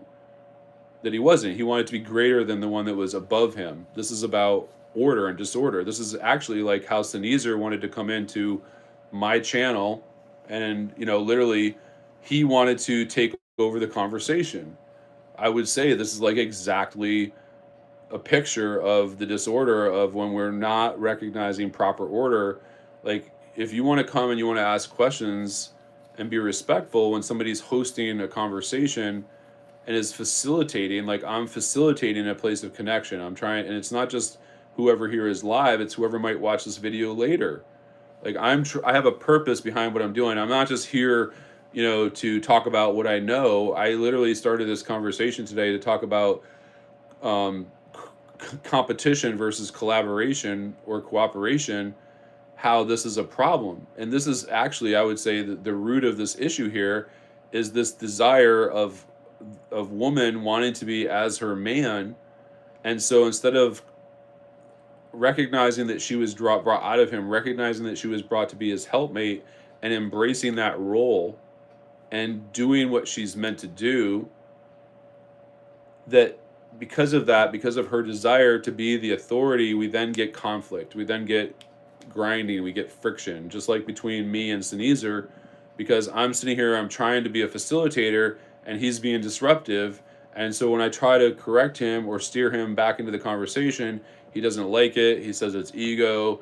He accuses me. Like, to me, this is the Jezebel spirit. It's the spirit of rebellion. It's the spirit of disorder. It's the spirit of chaos. And I think he said some things, because he said it on the record, I'll address it. I'm not trying to demean him, but publicly he's making statements like that he's experienced eternities, and he's lifting himself up into some kind of godlike persona.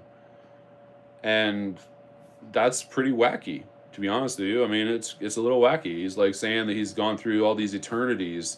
To me, that sounds very much ego driven. Are you still there? You following me at all? Does this make sense to you, Preston? Like, you picking up what I'm laying down? Where are we at, brother?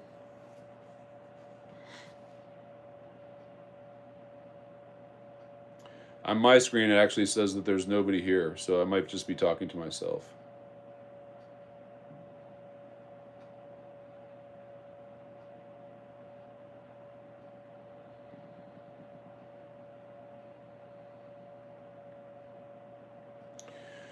Okay, seems like I'm talking to myself. That's okay too. As I said the other day, I'm actually making these recordings for my son, so that the knowledge and the things that I've learned have the potential to be passed down to him, because right now he's not part of my life, which is really a huge, it's really sad to me. But this concept of us competing instead of cooperating, and cooperation also needs to happen. Like, when you have a boss at work, if you don't follow instructions, if you don't actually honor their leadership, and in spiritual terms, that's called headship. When we don't honor proper headship, then we're in disorder. And when we're in disorder, we create drama, we create unnecessary stress, we create unnecessary strife. And I would say that that's exactly what was happening in this conversation earlier, when somebody wanted to come into the conversation and start inserting their own ideas and their own views that really didn't have anything to do with what we were talking about. It doesn't mean that I wasn't willing to have a conversation about those things, but it also, to me, means that there's a time and a place, right? I think that's reasonable. I don't think that I was being unreasonable. But some people, you can ask very nicely, you can lay the groundworks down, you can even establish, like, these are the boundaries of the conversation. And it's like you play soccer, right, or football, and everybody knows the rules. But does everybody follow the rules? No. And then what happens? You go out on the field, you break a rule, flag gets thrown, your team gets a penalty, and you might end up losing because you broke a rule. It's kind of a basic thing in life. And so the bottom line is that if we don't learn how to be cooperative and collaborate with each other, we'll never really be able to be productive, and we will just spin our wheels. We will create friction. We will create strife. We will create drama. We will create problems. And that's not what we were meant for. It's not what we are meant for. We are meant for a man and a woman to be one, for them to be fruitful, to multiply, and to take dominion of the earth. That's our purpose. That's literally our purpose. That's why we're here. And when we get distracted from that purpose and we don't follow our purpose, we bring disorder, we bring chaos, we bring disruption into the place that was meant to be paradise. We bring hell into the world. We create hell. We create death and have created death, which is separation from the truth, separation from the Almighty. We create that. So, okay, you left. I see you're back, Preston. I was asking you, before you left, I was asking you if it made sense what I was trying to share, that you could see that it was Adam, I believe, that was actually the one that told Hua, his woman, not to eat from the tree and not to touch it. And what he did was he created a boundary for her because she didn't receive the instruction herself. And if we think about it, like if you're talking to a child, let's say your mom makes a fresh pie or cookies, right? And she puts them out on the countertop and you smell them. Like when you smell it, when your senses are engaged, like it's more tempting, right? As a man, I know if I'm in a room with a woman and she's got her clothes on, that if it's the two of us alone and we're alone in that room, there might be a temptation, towards some kind of something lustful, something sexual. It depends, obviously, but there's a possibility, right? I'm alone in that room with her. Now, if she's undressed and I can see her with my eyes, it's going to be even more tempting, right? And if I smell her and she smells good, it's going to be even more tempting. Now, if she touches me, right, and her hand feels warm and it feels good on me, it's going to be more tempting. So I believe that the part here that's kind of hidden for us to discern is that it was Adam who actually gave Hua instructions to not eat from the tree, but he also told her not to touch it, to protect her. And the serpent was actually telling Eve or Hua that she could be like Adam, that she's not going to die. You're just going to be like Adam. You're going to be like what you were drawn out of, which is ultimately the sin of Lucifer or the devil. Lucifer is not his real name. I know that's Latin made up, but Hashatan. We find out in the book of Enoch that his name is actually Gadariel, which is short for God. God is short for Gadariel. It means fortune in Hebrew, which is really interesting because Isaiah 65 is a verse in Hebrew that says that you set a table and a drink offering for God and money, which is very interesting because it's on the money that says in God we trust, and God in Hebrew equals fortune. It literally means fortune in Hebrew. So if we have discernment, we realize that the serpent uses language that he'll say, like, in God we trust, right? And most people think, oh, that's the God of Abraham, Isaac, and Jacob. But no, what they're actually saying is that in money we trust, in fortune we trust, because the Templars raided, they understand Hebrew, they know Hebrew. Hebrew's all in the Messianic temples. The servant was the devil. I'm not sure, I don't know what your context is there, but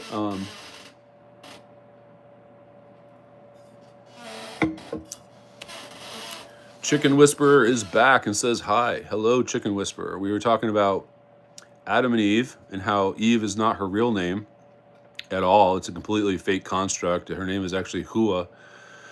And we were talking about the sin in the Garden of Eden and how if we really read carefully, we can see that that it was actually Adam that told Hua not to eat from the tree and also not to touch the tree because she wasn't there. And Yahuwah Elohim never said don't touch the tree to Adam.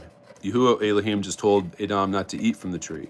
So if we use discernment, then we know that Adam gave the woman special instructions because, as I was just sharing with the brother, if I'm naked with a woman, it's going to be more tempting for me to have sex with her than if I'm dressed, right? If I'm touching her, it's going to be more tempting. If I'm smelling her, it's going to be more tempting. And so the idea of don't touch means like keep some distance. Like if I have a cookie and it's on the counter, it might be tempting, but now if it's in my hand and I can smell it and taste it, or I can smell it, not taste it, but I can smell it and it's in my hand, it's like more tempting for me to eat it. So I believe that Adam actually told Eve, like, don't touch it because he was trying to protect her. It was like he was trying to put a fence up to protect her. And when we see how she's cursed, one of her curses is she's going to have pain in childbirth, but it's her desire is going to be for her man. And this is the thing where women want to be, they want to run the show. It's a curse. And if they don't understand that they're cursed, that their purpose is to be a helpmate to their man, to be like comforting to him, to be like a warm, safe place for him, and they are constantly challenging him, trying to be the leader, it creates friction and strife. Instead of being supportive, it says the wise woman builds up her house, but a foolish one takes it down with her own hands. And if we understand the root of a problem, I think then we can fix it. But if we don't understand the root, how do we fix it? Like that's a doctor. He has to find the source of the problem before it can be fixed. Nowadays, they just give you medicine that they just pump you with pills that address the symptoms, but they don't actually fix the disease often. And they just make money giving you pills that make you feel better. Yeah. That's an interesting point, Preston. The more people ask you not to do something, the more it makes it tempting, right? Yeah, because you're like, why are you telling me that? Why are you telling me that? It's an interesting thing about human nature. It's a very interesting thing about human nature. We don't like to respect authority. We like to challenge authority. We like to be the big boss. I think that's part of our problem, is that we're not willing to be humble and acknowledge what, like, if you're at work, you acknowledge your boss, you honor your boss. If you're a citizen, you honor the president, you honor the senator. If they're doing something wrong, then you have to organize other people and you go hold them accountable. But there's order, just like you give respect, to the police. Yeah, we do so Preston says we are doing the opposite that people ask us to do. I mean, maybe that's a pretty general statement, so I'm not really sure. But for example, you could see in the conversation earlier, I was asking that other person, "Hey, can you just listen for a few minutes instead of inserting all of your points into the conversation? Because I'm trying to get us to a common ground. I'm trying to get us a point where we can have agreement, but you keep talking about all this other stuff that you want to talk about, but it really doesn't have anything to do with what I'm talking about. So it's just a distraction. So it's like I'm trying to establish a boundary, but they wouldn't respect the boundary. And then they come back and they're like, I'm unsubscribing from you. I don't, like you don't let me have a conversation. It's like, bro, if you want to have a conversation, you host a conversation, I'll have a conversation with you. But when I'm trying to like facilitate a conversation, not just for this chat, but for the future, ultimately it's for my son. If he watches this video at some point, I want him to be able to benefit from like the stuff that took me 52 years to figure out. It took me a long time to figure this stuff out. I had to grind for it. I had to cry for it. I had to plea for it. I had to beg for it. I had to pray for it. I had to fast for it. It didn't come easy. Not come easy. And so I'm trying to take that and share it with my son or somebody that might want to listen, that maybe didn't I didn't have a father figure that really taught me. I mean, he gave me some scriptures to remember when I was a child, and they did serve me, but he didn't teach me by example. And so also the other thing, if you notice, Preston, I asked that other person, I'm not trying to belittle them, but I asked them, are you a father? Like, you have a child? And they wouldn't answer the question. I believe when you have a child, you actually know what unconditional love is a lot better than when you don't. For me, my children don't speak to me, which is really sad. It's really difficult. But I can tell you, if they came and said, "Hey, Dad, like, I'm sorry, I had a lot of mixed feelings, or I was conflicted about this, and I'm sorry, and I want to have a relationship with you," I'd be like, my arms are open. I love you. My love for them doesn't change even if they treat me shitty. But if they treat me shitty, it affects our relationship, right? Like, how do you have a relationship with somebody if they treat you shitty? You can't. So if they think I'm treating them shitty, tell me that, and I'll be like, okay, thank you for telling me that. Let's talk about it. Let's figure out why do you feel that way? Was it the way that I communicated? Was it the words I used? Like, what did I do that made you feel that way? And I'm happy to address that. Like, as your father, like, I love you. Something that happened in my life that I didn't, that's a really interesting example is when I had this house. I spent a lot of money to try to rent a house. We didn't own one at the time, but we rented this 4-bedroom house when I was back in New Jersey. And I really wanted to have a cool place for my children. I wanted a place for them to be able to bring their friends. I had a basketball court. I had a backyard that was fenced in. There was the treehouse in the woods in the backyard. It was a really cool spot. And there were 3 bedrooms upstairs, and there was 1 bedroom downstairs. And the bedroom downstairs was massive. It was this huge room. And I was sleeping, even though I was married to the woman, we hadn't had a public ceremony, so I was sleeping in a separate bedroom because I didn't want my children to think that I was, that I was living I wanted to be a good example to my children. And so unfortunately, it wasn't honest because we had already gotten married, but we didn't make it public. So it was a weird thing, and it sent weird messages to my children, I'm sure. But the point of the story is that I gave my son this big bedroom in the basement because I thought it was cool. As a boy, I thought it'd be cool. I had a den down there with a computer room. I thought it would be cool. I thought he would like it. I made the mistake of not asking him if he liked it, and I just gave it to him. And then later I found out that he didn't like that room, and that he felt alone, that we were all upstairs and he was all downstairs. If I had known that, I would have given him the room upstairs immediately, and I would have moved downstairs immediately. Because for me as his dad, it was no big deal. But if I knew it was an issue for my son, then I would have shown him my love by moving him upstairs, because I would ultimately want him to feel comfortable. I'd want him to be happy with his room. So that was, unfortunately, he didn't get to see my love for him as his father because he never told me how he felt. But it's ultimately my issue because I never asked him if he liked the room or not. So you don't know what you don't know, and you can't really fix a problem unless you're aware of it. I wish I had been aware of that problem then, but I never learned about it until several years later. And then it was really hard for me to know that he didn't like being down in that basement by himself, and that maybe he was even scared down there and I didn't know about it. And so that was really, really rough for me to learn that he had those feelings about it, because as his dad, of course, I only wanted him to have a positive experience. The whole reason why I was spending the kind of money that we were spending on that house, it was a very expensive area in New Jersey, and it was a very significant rent that we had to pay for that house. I just wanted my son to have a place that he was happy to be. I wanted my son to have a place where he wanted to bring his friends. Like, I thought that the backyard, it had a fire pit in the backyard, it had a deck, it had a tree house in the backwoods. I mean, it was really, there's like a little trail that went around the backwoods. It was like a really great little house. We only were able to rent it for 10 months because some people bought it and they wanted to renovate it, and they weren't going to start for 10 months. And so they leased it to us for 10 months.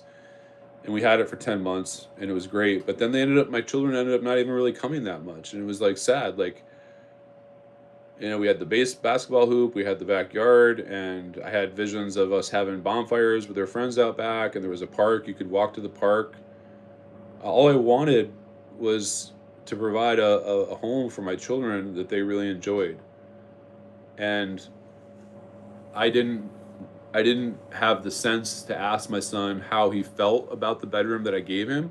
I just went from my own experience, and I think that's something as a parent that, as a person, we need to learn to ask better questions. Like, hey, how do you feel about this bedroom? I mean, I just didn't even think that it would be an issue, but he was, let's see, how old was he? He's like 9 years old. So I guess, it's possible, like, he could have felt alone in the basement, maybe even afraid, because at 9 years old, I think I was still, certain things like kind of spooked me out.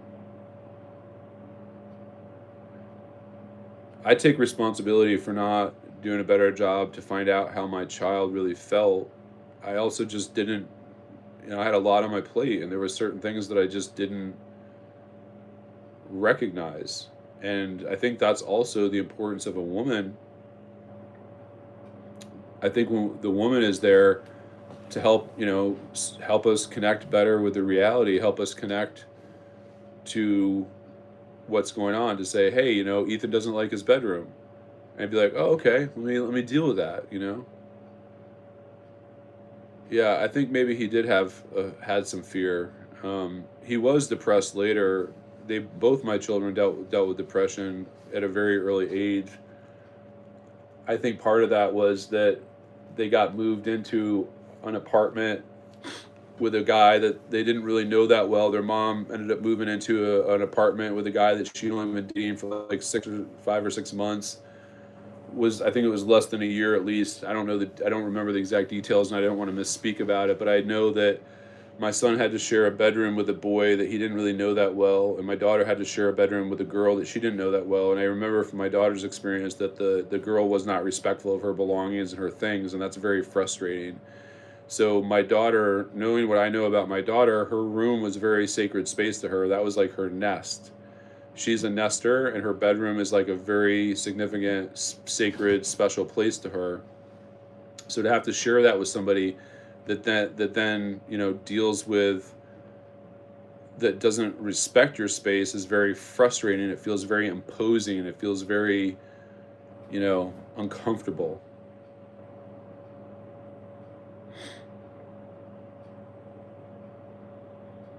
Yeah, 13 to 19 is tough, especially in the world today. I mean, the music the kids are exposed to is my son used to like a guy, an artist that ended up getting killed. I think his name was called Triple X or X or something like that, and he was singing about suicide and all kinds of stuff. And my son connected with that and looked up at him as like a role model type figure. And ultimately, his music was very dark. And he got mad at me. I remember when I spoke out against the guy, and he was really mad at me. I think he even said that guy had saved his life. Which was pretty rough. Chicken Whisperer says, OMG. What was that? What was that OMG about?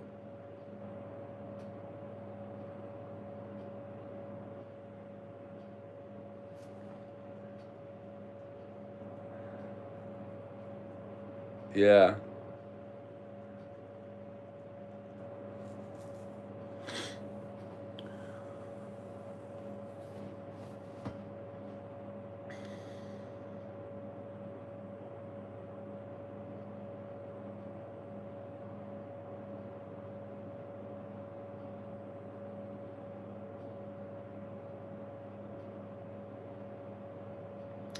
I think when we're in our teenage years, like I remember, um, my sis has my phone. What's up, sis? Chicken Whisperer is a pretty funny name, by the way. And you have 14 chickens, as I recall. By the way, how old are you, Chicken Whisperer? Is 25, is that your age? Or is that the number of chickens that you have? I thought you said you had 14 chickens.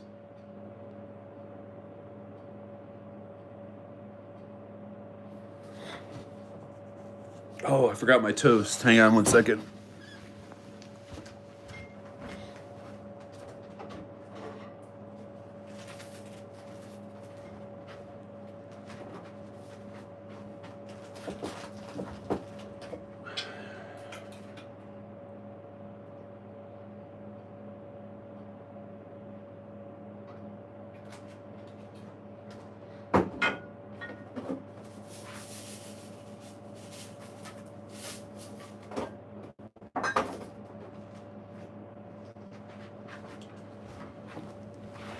This is kind of a bummer. I have like this really good bread.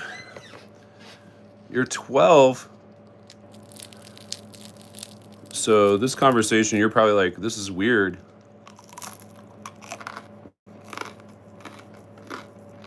I would say this is a pretty adult conversation. I have this really good sourdough. It's called Everything Sourdough, but I forgot it in the toaster. Now it's cold. So if Chicken Whisperer is 12 years old, I feel like you probably shouldn't be on live YouTube because there's a lot of weird people on here. When I go through live YouTube, there's definitely some weirdos.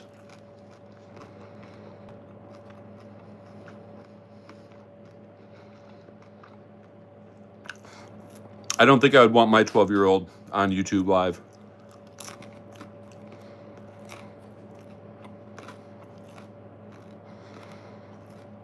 I'm just watched people live with nothing. Not sure what that means. I just watch people live with nothing, like they don't have anything, they're poor.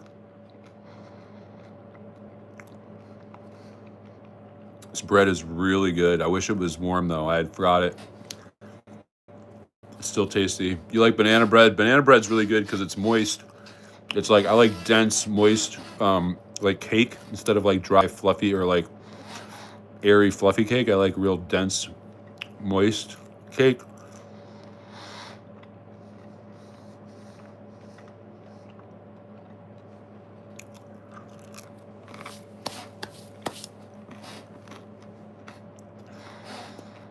I should have brought a napkin, paper towel. So Preston, what did you think about my synopsis or my thoughts on who told Eve or Hua not to eat and touch from the tree? Are you inclined now to agree that that was actually Adam, or do you believe it was Yahuwah? You watch them eat food? Okay, well, you can watch me eat bread. I try to remember to chew with my mouth closed.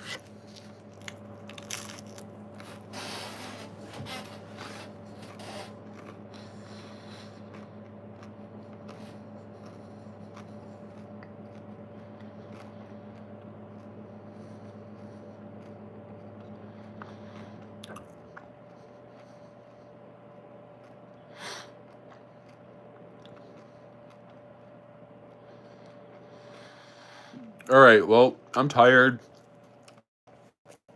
Been talking a lot, and it's almost been 2 hours since I've been on here, so I'm probably going to wind down in the next few minutes.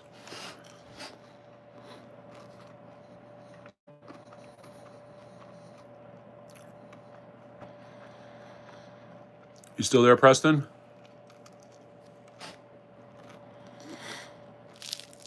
I think Preston might have gone. It might just be Chicken Whisperer.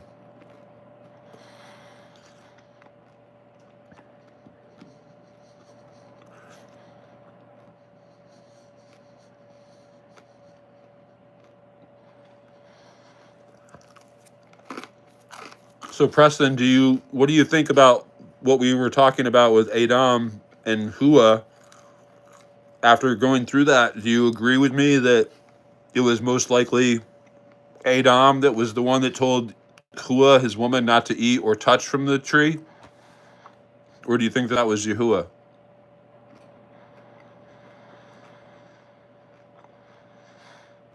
Yeah, you're an hour behind me. It's 4:26 here.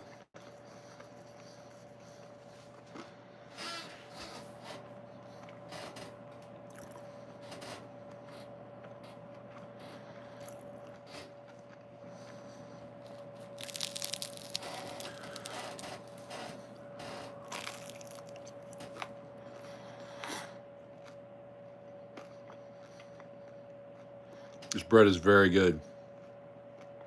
It's like a really good sourdough and an everything bagel if they had a child. That's what this bread is.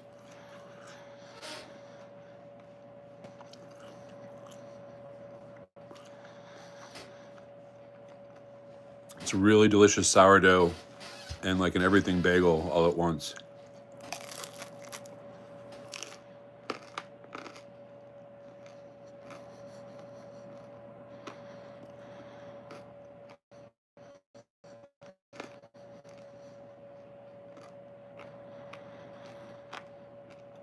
All right, we got 2 minutes before I unplug. Counting down.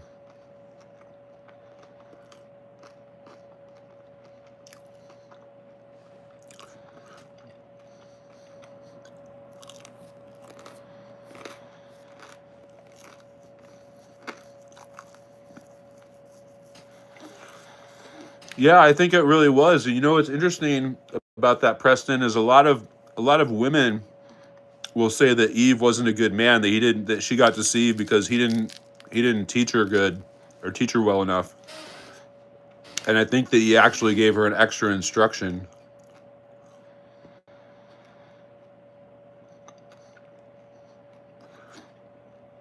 Medora, I don't know what all this means. TXR, what does this all mean?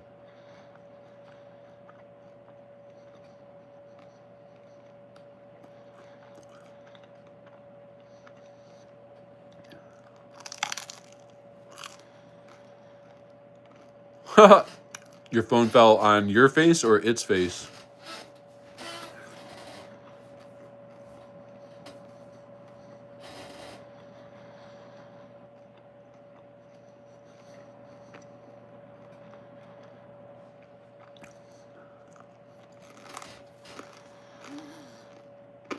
All right, well, I'm almost done my bread.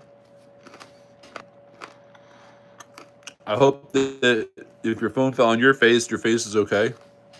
I think I'm going to sign off, but it was nice to chat with Preston, and I hope that the conversation was meaningful to you.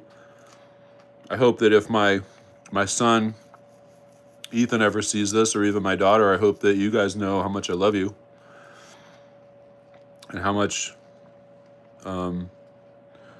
I've missed you and how much all of our memories mean to me. The pictures that we have together, all very special, very sacred to me.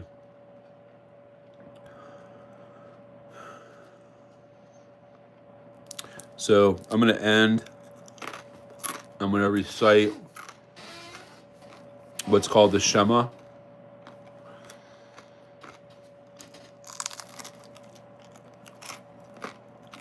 My channel is called Dirty Feet, the Nazyr, Nazyr. That's the Hebrew word for Nazarite. I'm what most people would call a Nazarite.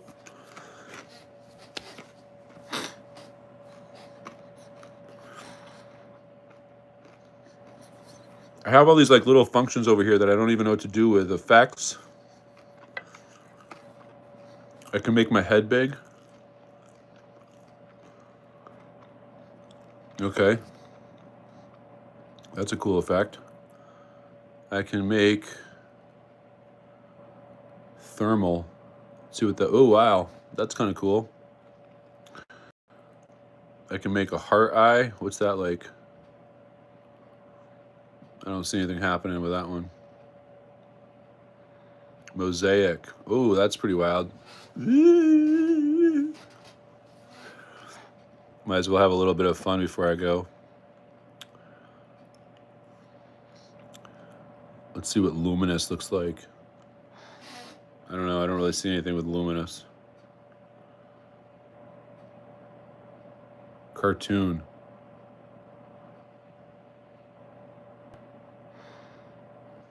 I don't really see anything happening with the cartoon effect. Minimalist.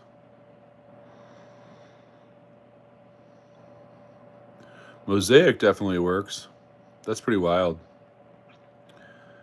All right, you're done. You got it? So it's Dirty Feet, the Nazyr, Nazyr.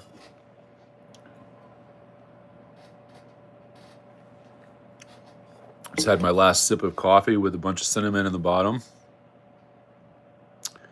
Thermal is pretty cool. I like the thermal, but mirror, see that one.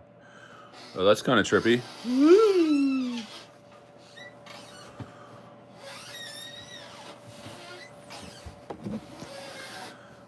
Dusty.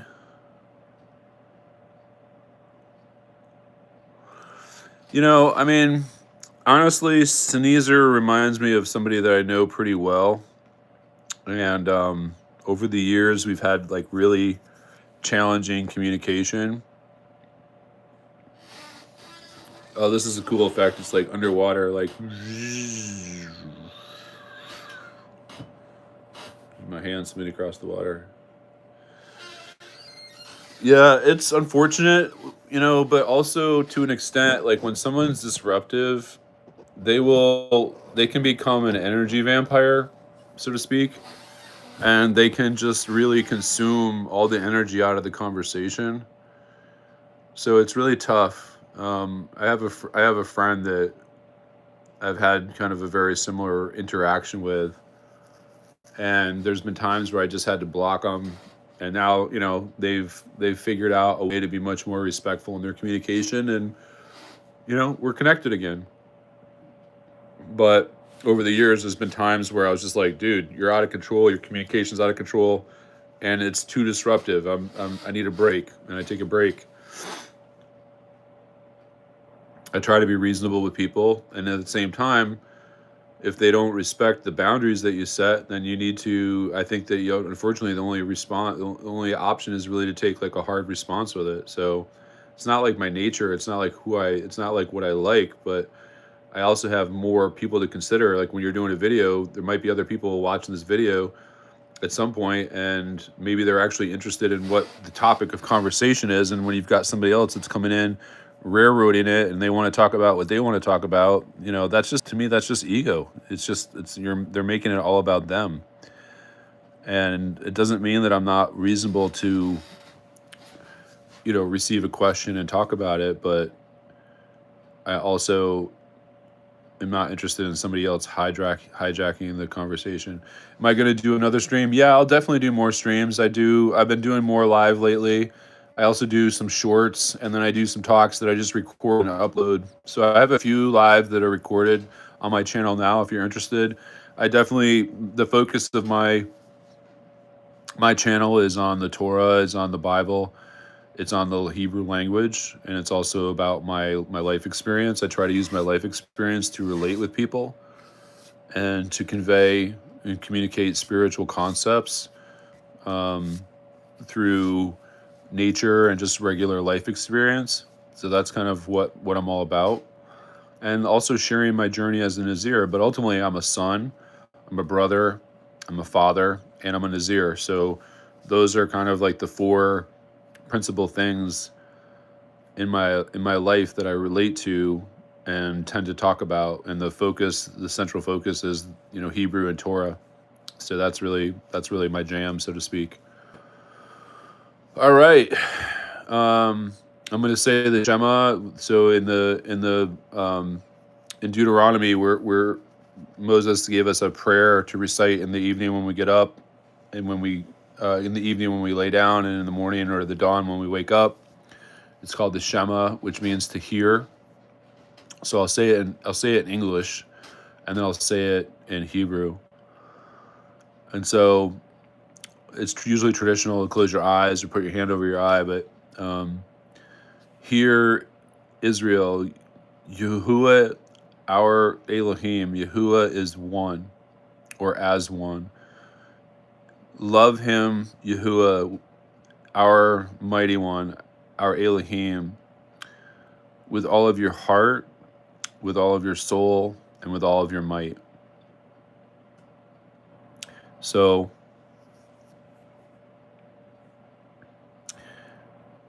in Hebrew, Shama Yisrael, Yahuwah Eloheinu, Yahuwah Echad, Echava Thetha, Yahuwah Eloheinu, Bakal Lebavak, Uvakal Nefeshak, Uvakal Medak. Hallelujah, hallelujah, hallelujah. And if you're in agreement, you just say Amen, Amen, or Amen. All right. Shalom, blessings. If you're seeing this, amazing. If not, I still bless you out there. And Preston, it's been a pleasure. I appreciate you. I pray for blessing over you, for blessing over your son, your life. And I hope we do get to see each other again sometime, or at least chat. It's been a pleasure, my friend. Thank you. Blessings. Love and respect always.